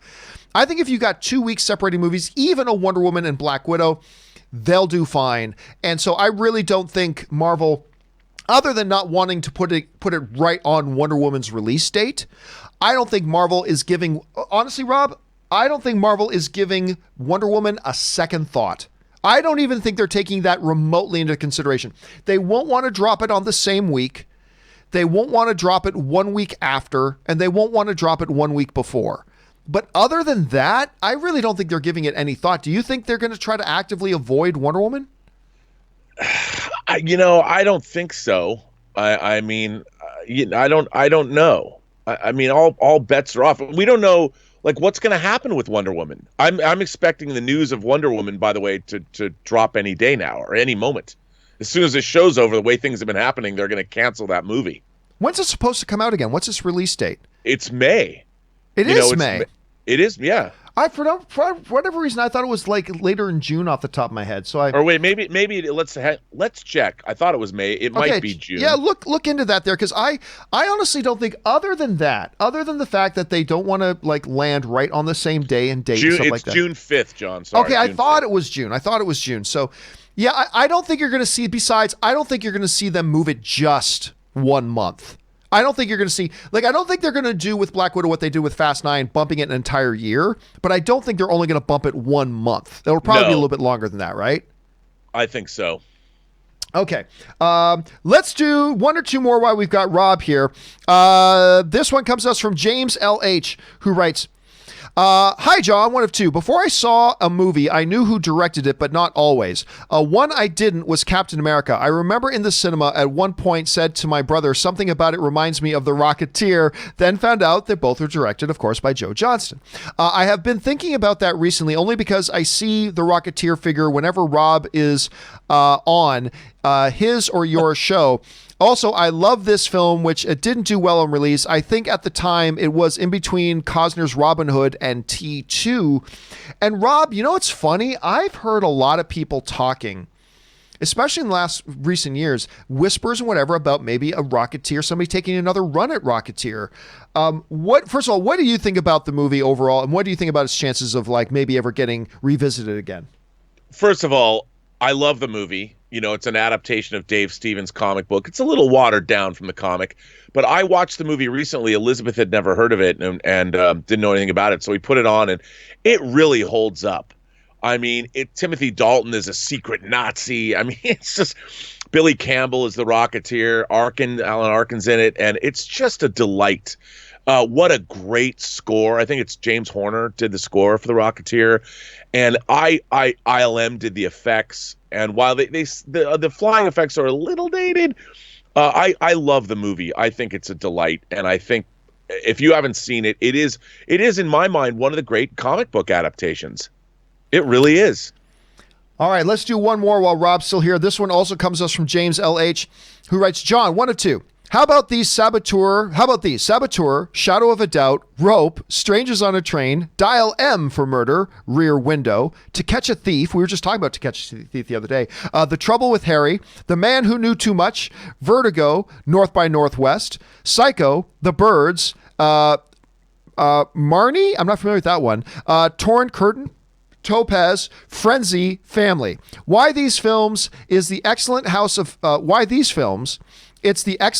Hitchcock box set I managed to get at a reduced price because apparently it was Hitchcock Day last week. I didn't know that. My favorite is Rear Window. I also really like Rope, so this is what I will be bunkering down with. And bunkering down, by the way, with a person who some people consider to maybe be the greatest director of all time. I just rewatched North by Northwest not too long ago, actually. Might be one of the greatest directors, if not the greatest director of all time. As a matter of fact, Rob, you and another person were just talking about a little Hitchcock yesterday when we got together. Is absolutely one of the best things to do. Rob, what do you think about that filmography? Well, it's incredible. I have that Hitchcock box set, and it's, Rear Window is my favorite. I love Rear Window, and I love Vertigo, and Marnie's with, by the way, with Sean Connery is in Marnie. I'm a huge Hitchcock fan, and in terms of movie trailers, I think that the trailer for Psycho and the trailer for Hitchcock took trailer making to an art form. He made little movies unto themselves. Psycho being, of course, the most famous, where he gives everybody a tour of the Bates Motel and the house, which is it was a hilarious way to sell a movie. But the more you watch Hitchcock, the more you appreciate what he did, and I mean, it's awesome. Hunkering down with Hitchcock I can't think of a better way to spend an afternoon or a week or a month. I think I was like a lot of other people. My first exposure to Alfred Hitchcock wasn't even a Hitchcock film. It was The Flintstones. I don't know if you remember, but there was one or two episodes of The Flintstones where they had they did a parody of Alfred Hitchcock, who was a big filmmaker back in the day. I think what they call him Alfred Hitchrock was the name, and he talked like Alfred Hitchcock. Anyway, Rob, you've got things you need to run and do. Thanks a lot for being here, man, and doing the show as always. It's always great to have you on. We'll, of course, see you again a little bit later. But in the meantime, where can people follow you and your adventures online? You can find me on Twitter at BurnettRM, find me on Instagram at Robert Meyer Burnett, or find me on my own YouTube channel, The Burnett Work, and my show, Robservations, the show about something. All right, dude. Thanks for being here, and we'll see you back again later. Thanks, man. All right. Okay, Adios. guys. let's keep things on going here. We still have a bunch of questions to get through, so let's keep running through them. The next one up comes to us from, where'd we go? Oh yeah, Sharp Pieces writes, coronavirus is making me angry, and you know the rest. Yeah, we got to get this stuff behind us. Guys, please, don't be part of the problem. Don't just continue on with everything. Don't go and hang out with 20 of your friends. It sucks. It's a pain in the ass, I know, but the sooner we deal with this and the sooner we just get through the pain in the ass stuff, the quicker we can get the BS put behind us. So hang in there, dude. All right, Damo Davies writes, Cineworld and Odeon cinemas in the UK have now closed until further notice. Unlimited customers with Cineworld will get a credit when they know how long they will be shut down for, and a free cinema ticket to take someone with you when they reopen. That's a nice touch. That's a nice touch, actually. Now, as we already talked about a little bit earlier, AMC and I know Regal have, for their customers who are members of their regular movie program, like A-List, Regal Unlimited, they have automatically frozen them. You're not going to get charged as long as the theaters are closed. But that's even an extra nice little touch to say, hey, and when we do come back, we're going to give you a movie and one for a friend to bring along with you just to celebrate the movies coming back. That's a nice little touch. I'm not saying AMC or Regal have to do that, but it's a nice little touch. I appreciate that. Russell Amador writes, hey, John, it looks like Lionsgate has officially pulled the new Saw movies. Well, yeah, we were talking about that a little bit earlier, as well as Antebellum from the release calendar. These weren't projected to be box office juggernauts by any means, but do you think these will get digital treatment releases? Listen, these are the types of movies that could be contenders for a digital release. Now, again, the difference between these movies and like The Invisible Man and things like that is that these are movies that have not yet opened in theaters. But you're right, Antebellum, Spiral, which is the new Saw movie, neither one of these are going to be box office juggernauts. So maybe these could be ones, but it'll be interesting to see how the theaters interact with that. Like, because again, once they put it out on digital, here's the problem. Once they put it out on digital, if the theaters open back up, the theaters will not allow them to show their movie in theaters, and they won't be able to make any movie in the theaters. At least not in the big major chains. Like, we know that Trolls is going to go on a day and date release. Trolls is going to go digital. And they say they will release in whatever theaters are open, but they're not going to... AMC, here's the thing, like AMC theaters will not allow a movie that has already been released digitally to also be released in their theaters. Regal is the same thing. There are smaller independent theaters that will, but there's that. So they've got to weigh that out. It's going to be up to them to decide. Because they haven't opened in theaters yet, they're totally free to put them out on streaming if they want. But they just have to weigh the pros and the cons. Because if the theaters open shortly after that, the big theater chains are not going to let their movies play on their screens. So they've got to make a decision as to which they think they can benefit from the most. And it's going to be on a case-by-case basis. But it'll be interesting to see how that all kind of works out. All right, Dave XP writes, one of two. Other than obvious factors, I feel like the name Onward didn't do much for the movie marketing either. Toy Story is a story about toys. Finding Nemo is about finding Nemo. Even the two-letter name Up said more about the movie than Onward did. What do you think? Well, I mean, in a way, yes, and in a way, no, because Onward kind of does capture the spirit of that movie. But is it a very descriptive thing? No, I don't know that that's what hurt the movie, though. I mean, there might be something there to that, Dave. There might be something there to that. But when I saw Onward, I came out thinking, yeah, Onward's a pretty good title for this movie when you understand what it's about.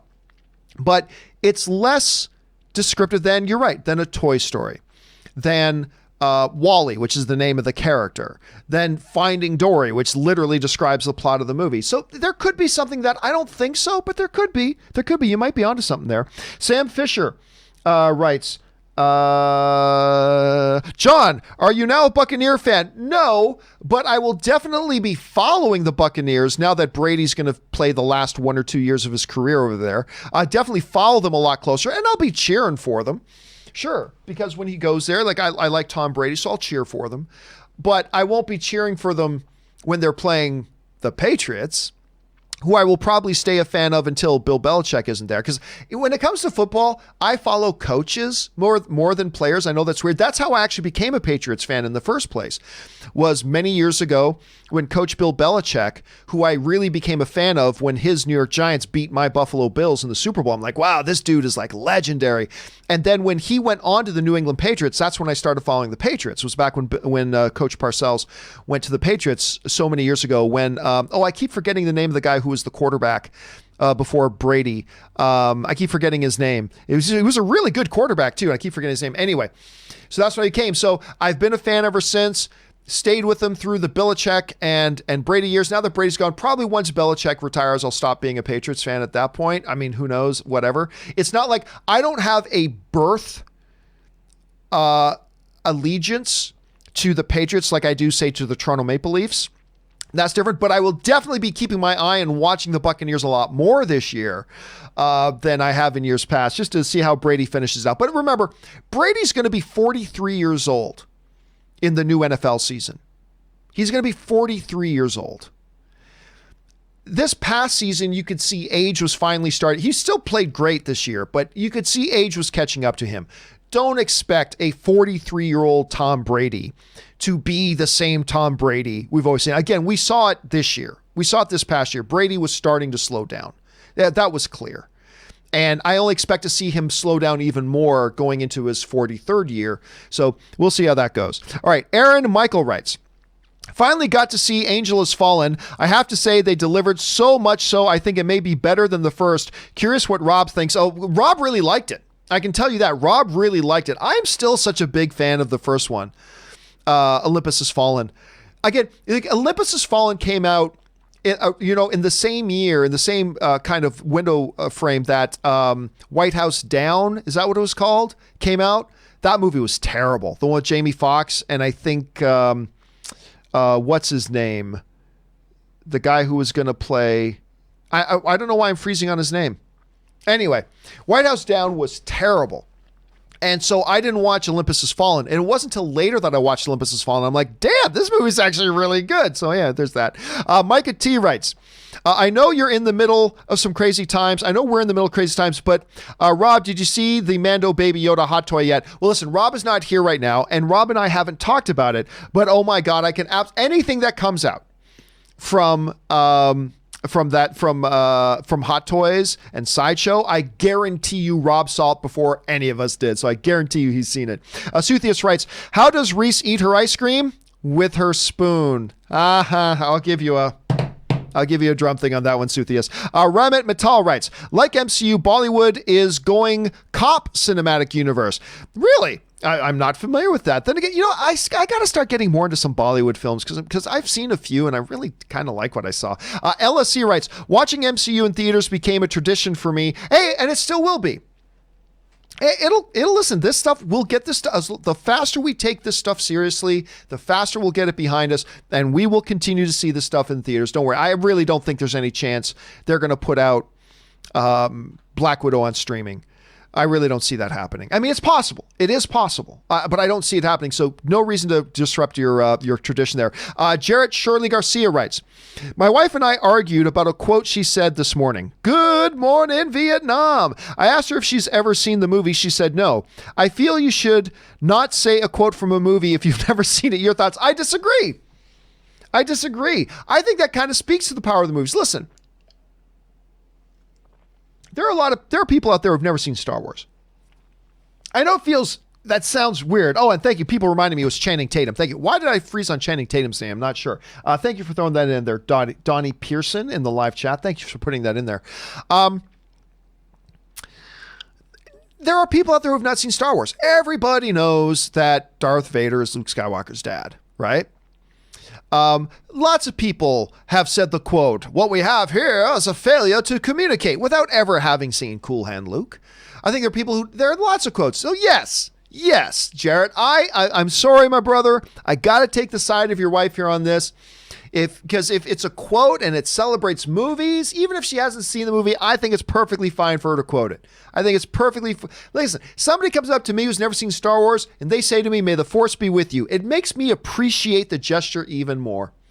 So I'm gonna side with your wife on this one, Jared. I'm gonna side with your wife on this. All right, Dimsum05 writes, remember Rango? Yep.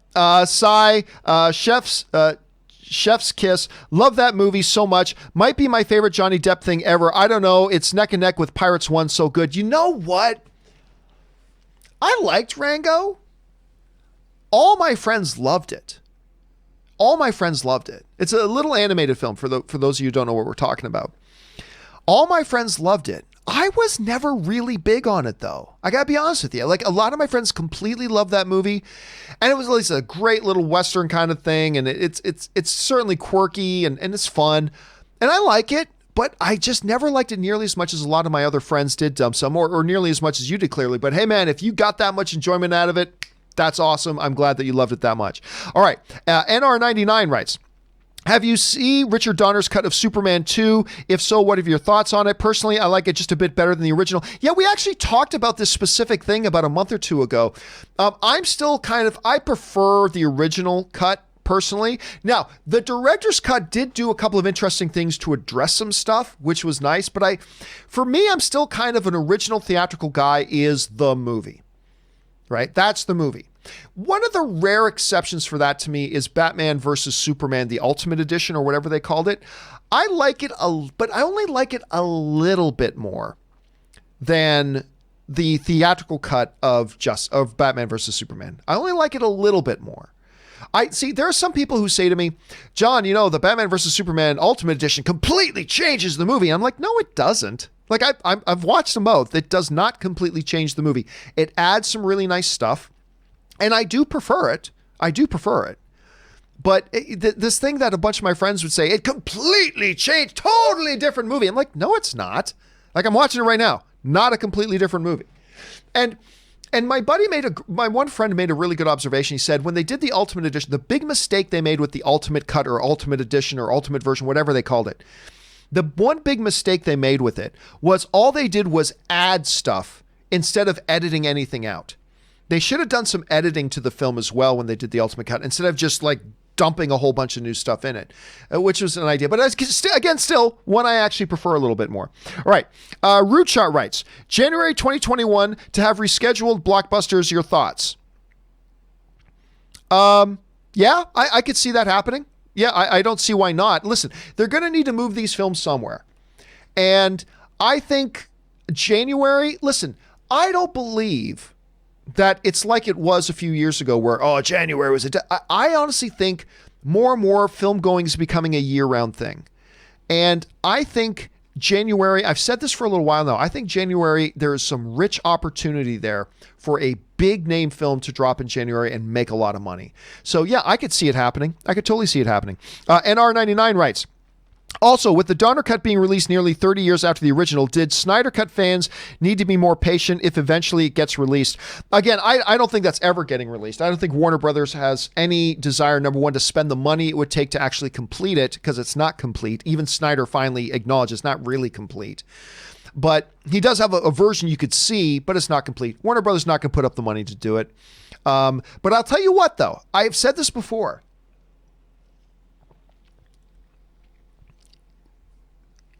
If HBO Max launches,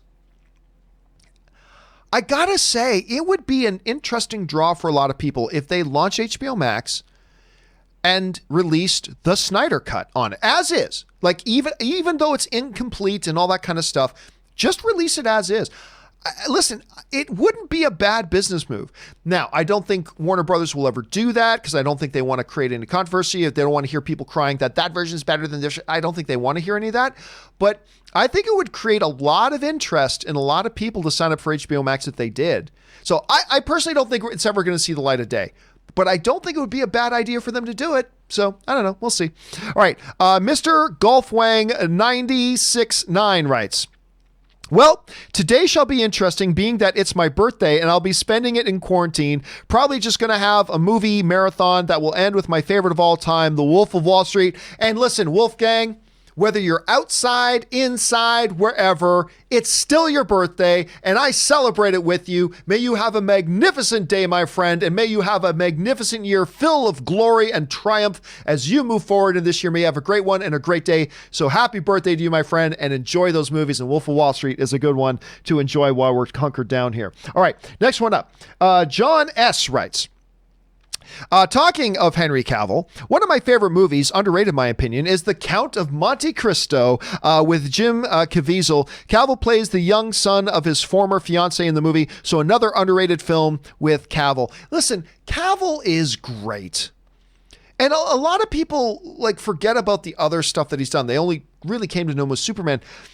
The Tudors is another thing with Cavill, and I know I've brought this one up before, but The Tudors show, I think, if you don't really understand how good just of an actor Cavill is, there's a reason why Henry Cavill was a runner-up to play James Bond when it ultimately went to Daniel Craig. There's a reason he was the runner-up, because he's really good. You really go see The Tudors. I think you would gain a whole new level of appreciation of just how good of an actor he is if you went to go see that. But anyway, thanks for pointing that one out, John. All right, Major Tom writes, every day brings new experiences. We just had a 5.7 earthquake here in northern Utah. I read about that. With the epicenter 30 miles north of where I live. It's the end of the world as we know it, and I feel fine. Little REO Speedwagon. A little REM, I should say. You just have to laugh at the madness. And you know what, Tom? I'm the same way.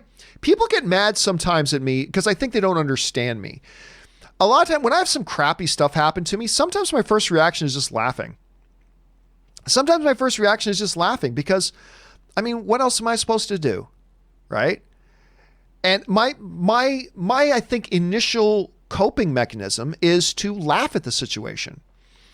And like when I brought this up the other day, but a year or two ago, like we live right near the base of the San Fernando Valley, like mountains and hills, right? And I put up video of this online that you guys probably saw of the mountains were on fire. And you could see it. And I stood in front of my house saying with my phone, saying, hey guys, take a look at this. And you just see the mountain on fire.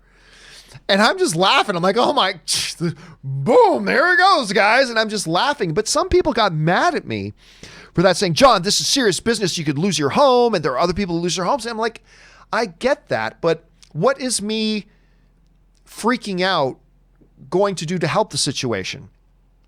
All I can do is sit back and say, you know what? Sometimes life's a comedy. Even in the tragedy, sometimes it's a comedy, and that's just my personal mechanism of dealing with it. So yeah, I get where you're coming from, Major Tom. I get where you're coming from. All right. Costa Mazda writes, got a message yesterday. AMC suspended A-list costs. Yeah, which was the right move on their part. Absolutely. I got that same message, Costa. So that's a good way for them to take care of us A-list members, making sure we're not getting charged while we're not even going to the theaters. Just put it on freeze, hold it, and then they'll start it back up again when the theaters are open. It's a good move. Persephone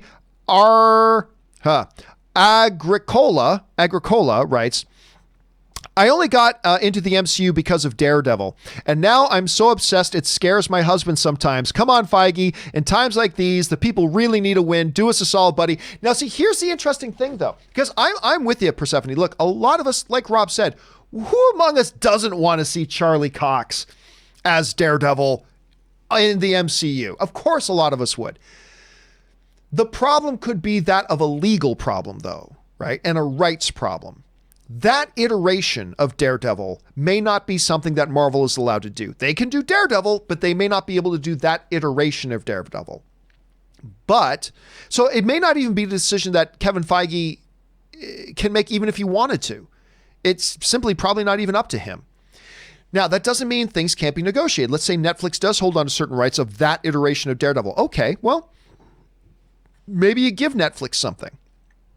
Do they need to, though? I don't know that they need to. The MCU is doing very well. They don't need Charlie Cox's Daredevil. I would love to see Charlie Cox's Daredevil continue, but let's be honest. Does the MCU need it? No. They're doing good. They're doing good. They don't need it. but it would be awfully good to have it. So you never know. But remember, it's not just Kevin Feige saying, no, I don't want to have Charlie Cox's Daredevil in my MCU. That's not what's going on here. I believe there's a deeper contractual and legal issues going on that's probably above his pay grade too. So, but do they need him? No. But would it be cool? Oh, hell yes, it would be cool. Oh, hell yes, it'll be cool. So who knows? Anything's possible. All right. Mr. Golf Wang writes, Par 1. I don't understand the hate towards Zod's death in Man of Steel. I agree completely. Cal knew Zod would never stop, and it's not like Cal enjoyed killing him. Let's see if I can find his part 2. Can't find his part 2. So anyway, no, I agree. I've said that all along, Golf Wang. I do not understand anybody's objection to that scene. Clearly, Cavill didn't want to kill, Superman didn't want to kill Zod. He hated that he had to do it. And as soon as he did it, he didn't stand up over Zod's body and go, I have triumphed. No, he screams out this visceral scream of agony and pain that he had to do that. And he knew that if he didn't do it, Zod was never going to stop until he killed all of humanity. He had a choice. Let millions of humans die or snap this dude's neck. And he did what Superman would have done. And there was no other option. There was no option B for him as a guy who has just been Superman for like a day versus a guy who is born to be a military leader. There was no choice. And that's what he did. And I agree with you. I have never understood the objection that people had to that. I've never understood. Anyway, Luke Wong writes, greetings from Toronto, one of the places I call home. Really, home is Hamilton, which is only like 45 minutes to Toronto, but I've lived in Toronto as well. Greetings from Toronto. With physical media being slowly phased out, I am getting more worried that my large Blu-ray collection will become obsolete. Oh, don't, dude. Because the more it becomes, your Blu-ray collection becomes valuable. As something starts to disappear, your Blu-rays become valuable. Hold on to those, dude. Hold on to those. Luke also writes, would you continue to purchase your favorite films on Blu-ray, or would you recommend to begin going digital? Which digital movie provider is your favorite? Perhaps Rob could provide some input. See, listen, I haven't been a physical media collector in almost a decade. That being said, if you are a physical media collector and you really enjoy your physical media, then now more than ever, I believe you should be buying physical media, because you may not be able to for many years more. So absolutely, if that's your preferred method, get it while the getting's good, man. I'm not a physical media guy, but if you are, definitely keep buying physical media.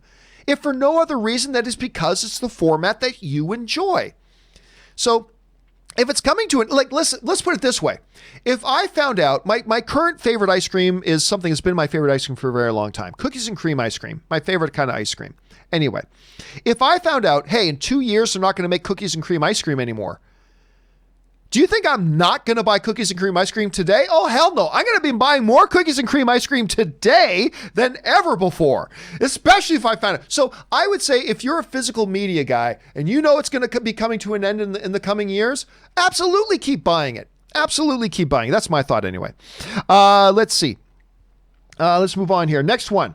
Austin No writes, hey, John, big fan of yours. Thank you so much, Austin. My question for you is, if Stan Lee was alive and filmed Far From Home, what would you like him to be? I think it would be fun if he was in the bar scene and disappeared with Mysterio's illusion. Ooh, that would have been an interesting cameo. I think the cameo for him to do is absolutely in that scene where, because you know that scene where Mysterio's going around, and you provided us this, and you provided us this. It would have been great. It would have been great if Stan Lee was one of those guys, and you were the guy who even created the whole thing, like something like that. I think that would have been a nice little nod to Stan Lee as well. Of course, another easy one would have been, as all the disaster was going on in the city near the end during the big climax scene, if Stanley was like one of the guys trying to dive or took shelter, or was a guard at one of the doors who let the kids in, or something like that. But I think that bar scene is probably the best choice. I like where your mind was going on that one, Austin. Thanks for the idea. All right, Ryan writes, couldn't agree more with Stardust as a criminally underrated film. Absolutely. It is a genuinely great fairy tale film with a fairy tale ending that is earned and uplifting. Also, completely forgot Henry Cavill is in it with a hilarious character moment at the end. Absolutely. I got to be careful because I think I might be setting some people up for disappointment because I mentioned, because you got Daredevil, Charlie Cox, and you got Superman, Henry Cavill. That makes it sound like Henry Cavill is a major character in the film. He is not. It is a minor character in the film. That does have a couple of great moments. But yeah, absolutely, Ryan, I'm glad you enjoy it. I love that movie so much. Guys, if you've not seen Stardust, you must watch Stardust. All right. Matthew Chandra just sends in a super chat to be supportive. Thank you, Matthew. Appreciate that, man. Ryan writes, between Stardust, hold on a second, as... I didn't even realize we've gone this long. Okay. Between Stardust and Hero right now, you're fire with your movie choices. Hero is my favorite martial arts film, followed closely by Mortal Kombat Annihilation. But seriously, it's a stunning visual film, an intricate story, and simply a great film. It is. It's filled with honor and love and like heroism, and it's a great thing, and all built around this mythology, and the set keeps coming back to that thing about Nameless and the Emperor and getting closer and closer to the Emperor. It's such a beautifully done film, Ryan. I'm glad you've seen it. I'm glad you appreciate it. Guys, check out Hero. It is a subtitled film, but do check it out because I think you're going to be happy that you did. Gabe Escure writes in, sends in a large super chat. Thank you, Dave, for supporting the channel on that level, man. Dave writes, first time super chat, a longtime fan. Thank you so much, Gabe, for being here and being a part of the community, man. I watched Rise of Skywalker for the first time last night and I didn't like it. But with a visionary director, could be beautiful and epic. Who would be perfect? Villeneuve, shout out to Rob. I don't know. Listen, I like J.J. Abrams as a director. Look, I loved Force Awakens. I loved what he did with that film. I love that movie. I did not like The Rise of Skywalker, which is unfortunate, but it is what it is. It's okay. There are some people who really love it, and that's great. Unfortunately, I'm not one of them, and that's okay. I have always said, I want a Steven Spielberg directed Star Wars movie. I have said that forever. And it's not just because I consider him to be the greatest filmmaker of all time, although that helps. It's also very much a fact that he's so closely familiar with Star Wars. Like, professionally, him and George Lucas are best friends. I remember when I was at the premiere of The Force Awakens, I was lucky enough to be at the world premiere for Force Awakens, which I loved. I was also at the world premiere of The Rise of Skywalker, which I didn't love, but whatever. So I was at the world premiere of The Force Awakens, and being in the room, and there, it was poetically perfect that George Lucas obviously was there, and they honored George Lucas a lot, and sitting right beside George Lucas, the guy who showed up with George Lucas, sat right beside him, was Steven Spielberg. And just the fact that there has forever been this great connection between Spielberg and Lucas. Obviously, of course, they worked together on Indiana Jones, but I've always wanted the greatest filmmaker of all time, who is also intimately familiar with Star Wars and its creator. I always thought he would have been the perfect guy to do a Star Wars film. It'll never happen, but I'm always going to hold on to the hope that maybe someday it will. So that's where I would have gone, Gabe. Anyway, thanks for sending that in, man. All right. Mr. Hoover writes, hey, John and company. Since we are all at home waiting for the virus to go bye-bye, I figured I would recommend some shows to watch. Excellent. Turn Washington Spies, never heard of it, and Hell on Wheels, which I have heard of. Have you checked them out before? If so, what do you think? First of all, I've never even heard of Washington Spies. Never even heard of that. And I never even heard of Hell on Wheels until that horrible Inhumans thing came out, because the guy who was the main dude in Inhumans was in Hell on Wheels. That's how I first became familiar with it. But I have never watched it. I've seen it advertised before, but that is one, again, I'm not even familiar with Turn Washington Spies. I'm not even familiar with that one. But Hell on Wheels is something that I have thought before, maybe I should check this out. Maybe I should check this one out. Because it's definitely been on my radar. So maybe I will.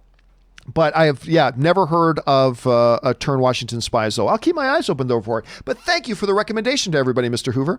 Luke1234 writes, Robert John Burke, Richard Eden, Paige Fletcher, and Joel Kinnaman have played RoboCop, but Peter Weller is RoboCop. You know, I'm going to say this, and a lot of people don't like it when I say this, but it's true.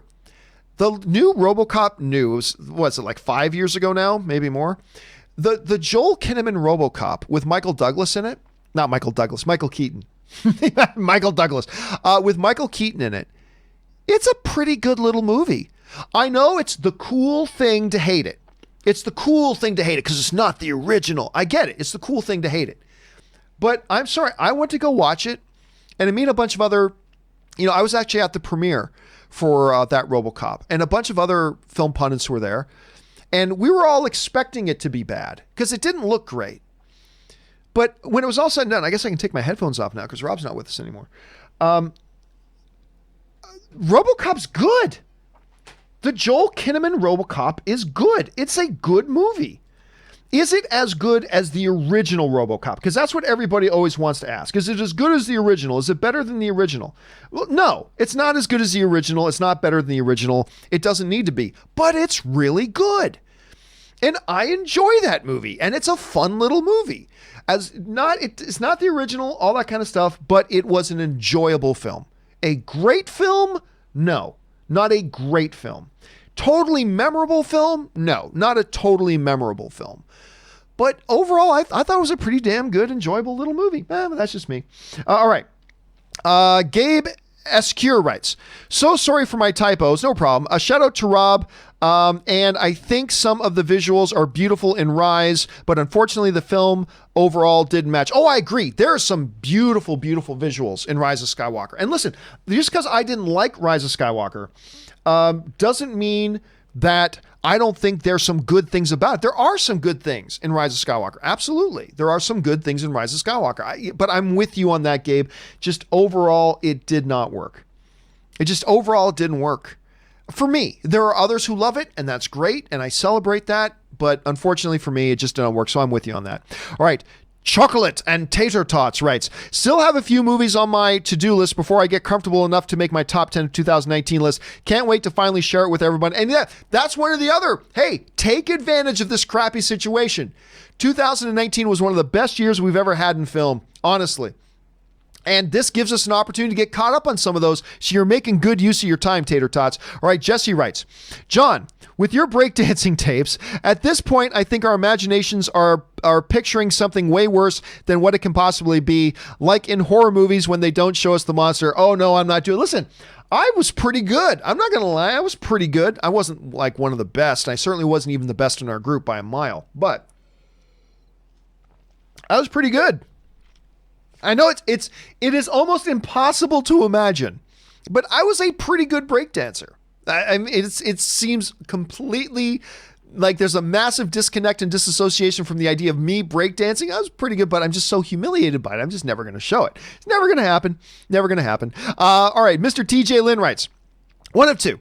I'd recommend a 2010 Hong Kong film, Detective D and the Mystery of Phantom Flame, starring Andy Lau. I like Andy Lau, who's in Infernal Affairs, which is my all-time favorite cop movie. It's a Chinese period fantasy with a Sherlock Holmes vibe, where the protagonist solves a mysterious case where people start... There we get to 2 of 2. People start to spontaneously combust due to sun exposure. The setting happened during when China was led by their first Chinese emperor. Fascinating and visually stunning, directed by Xu Hark. Let me get this name again. Detective D and the Mystery of Phantom Flame. Let me pull this up right now. I'm going to see if I can find this, because that sounds fascinating. Hold on a second. Where are we at here? Detective... Where are we at? Detective D. Let me see if I find Detective D. Oh, it looks like this might be some kind of a franchise, because in 2018, there's also a movie called Detective D, The Four Heavenly Kings. So that's one there. Let's see. Let me bring up here. Detective D, Mystery of the Phantom Flame. Okay. All right, you got me intrigued. You've put it on my radar. I'm going to keep my eye open for this one. Thank you for that, TJ. All right, Clever to Swear writes, how do you remember so many movies you watch? I may have seen Casino for the 3rd time in 5 years, and I have friends quoting lines I can't recall. I don't know. It's the same way. Listen, there are people, I know I had friends who are complete idiots at school, but they can remember every song lyric from every song they ever heard. Right? It's weird. It's weird. I don't know. Now listen, I also freeze. Like I just froze on a name earlier, right? Like, of course, there are tens of thousands of movies I've seen, millions of hours worth of movie watching. Yes, I freeze on things from time to time, but Yeah, I don't know. That's just my thing. I remember the movies I watch. And sometimes I don't remember the names of everybody in the movies, but I remember the movies I watch. But it's no different than people who remember song lyrics, right? Like a lot of people know song lyrics. So that's just one of the things. And it doesn't matter if you remember all the lines or anything. The only question is, do you enjoy watching the movies? And as long as you enjoy them, whether you remember everything about it afterwards or not, it doesn't matter. As long as you have a good time. All right. We're getting into the final little bits here, guys. Mo Show writes, top musical movies I hate, but love the soundtrack for. That's an interesting category to come up with. Phantom of the Opera, Rent, Moulin Rouge. God, I love Moulin Rouge. Anyway, West Side Story and the sound. Really? You hate the sound of music? Well, all film is subjective. But I gotta tell you something, man. Moulin Rouge it's never cracked my top 10, but Moulin Rouge is in my top 20. My all-time favorite top 20 movies is Moulin Rouge. That movie's, it's I was talking about Hero earlier and like the color palettes they use, and it's rich. I'm telling you, man, Moulin Rouge, every frame is art, much like the Hero. Hero is a little bit better, but every frame is art in Moulin Rouge. And I love the music and the energy and just the kinetic pace of it. It's just great. I love that movie. But hey, it's not for everybody. Thanks. That's a great category to come up with. All right. Asphalt Ace writes, hey, fellas, how long after the season ends before we start hearing Tom Brady biopic rumors if he manages to take the Buccaneers to the playoffs? Oh, my God. Or God help us, Super Bowl. Listen, if Tom Brady can get the Buccaneers into the playoffs, that's movie material right there. They ain't going to win the Super Bowl. Tom Brady's going to be 43 years old at some point in this NFL season. He ain't taking the Super Bowl. But oh my God, if he can get them into the playoffs, yeah, not long. They'll do a Tom Brady story. The GOAT, the greatest of GOATs, the GOAT of all GOATs, Tom Brady. Well, I mean, Wayne Gretzky is the GOAT of all GOATs when it comes to sports figures. But Tom Brady, when it comes to NFL, he is the GOAT, man. He's the GOAT. Jaron Morris writes, skip my question, name Gerald Sexual Chocolate. Yeah, no, I didn't miss it. I did skip it because I looked at it and think, no, this is something I want to read. Just so you're aware. Listen, I appreciate, there are some times that I choose to skip over something. I might as well address this quickly. There are times that when somebody sends something in, I choose to skip over it. Either because somebody wrote something really ignorant. I'm not saying you did. I'm not saying you. I'm just saying sometimes because somebody wrote something really ignorant. Sometimes people said something that they probably meant well and meant to be funny or fun, but it comes across badly or whatever. Or something that I look at and think this is just a waste of time to read for whatever reason. And while I appreciate everybody sending in tips, I don't want anybody to think that if you donate $5 or whatever, which I deeply appreciate, that means you can write whatever you want to write. And if I catch it and I think it's completely inappropriate for the show, that I have no choice but to read it on air. When in fact, no, that's not true at all. So there are some times that I do choose to skip over things, if it's for a multitude of reasons. No insult intended, believe me, no insult intended. And it was with great gratitude that I appreciate supporting the show. But yeah, sometimes I'll just choose to skip something from time to time, and I reserve the right to do that. Anyway, Clever to Swear writes, would you put John Jones in the top 10 MMA fighters of all time? Yes, I would. His traditional rival might be USDA, but he's beaten everyone else or he is disqualified. Yeah, but he's been caught cheating multiple times and he's just done it to himself. But make no mistake, he is a great fighter. And yeah, I would easily put him in top 10 of all time. I would probably put him in top 5 of all time. To be honest with you, I do not think, as some people do, that he is a top 1 or top 2. I don't think he is. But yeah, top 10 easy, and probably without too much sweat, I'd say he's in the top 5. Probably without too much sweat, I'd put him in the top 5. All right. Canada Rocks writes, my Netflix streaming recommendation is a great little 2016 British post-apocalyptic zombie movie called The Girls with All the Gifts. I've not heard of this one. Starring Gemma Arterton, who was also in that Hansel and Gretel Witch Hunters. Hansel and Gretel Witch Hunters movies. She was in that one too. Patty Constantine, I like him, and Glenn Close, love her. This was one of John Schnepp's favorites. I'm not familiar with it. I got to look this one up too. Hold on a second. What was this one called? The Girls with All the Gifts. Okay. The Girls with All the Gifts. Hold on a second. The Girls with All the Gifts, 2016, directed by Colm McCarthy. I am not familiar with this one. You know, John Schnepp probably did talk about it around me, and maybe I just forgot about it. But intriguing. I'm not even... Okay, I will keep my eyes open for this one. Thank you for that recommendation, Canada Rocks. All right, next one up. Zach Cat writes, I looked at your IMDb page recently and saw you played an extra in The Incredible Hulk in 2008. I did. I know you spoke of your bad experience with the PA, but what did you play? Did it add to your enjoyment of the movie and Hulk? And why haven't you done it since? I was actually... There was a run of time there that I was actually extra in a number of movies. I've done a bunch of movies. I was in Looper. I was in the Rainn Wilson. What was that Rainn Wilson comedy? The Rocker. I was in The Rocker. But yeah, Hulk. I was actually in several scenes in Hulk, and I've never told people where. I'm in the Hulk, but every once, because I like to leave that as an ongoing game, but I do have people tweeting me once in a while with a screenshot saying, is this you? And a number of people have got it, but I'm hard to catch. I'm hard to catch in that movie. I am. And yes, I had a very, very negative experience on set. So let me give you guys the quick story here. Here's what happened on set of Hulk. So I got to be an extra in the Hulk. I got called and got invited to say, do you want to be an extra Hulk? So I'm like, yeah. So I go down and I'm an extra in the Hulk.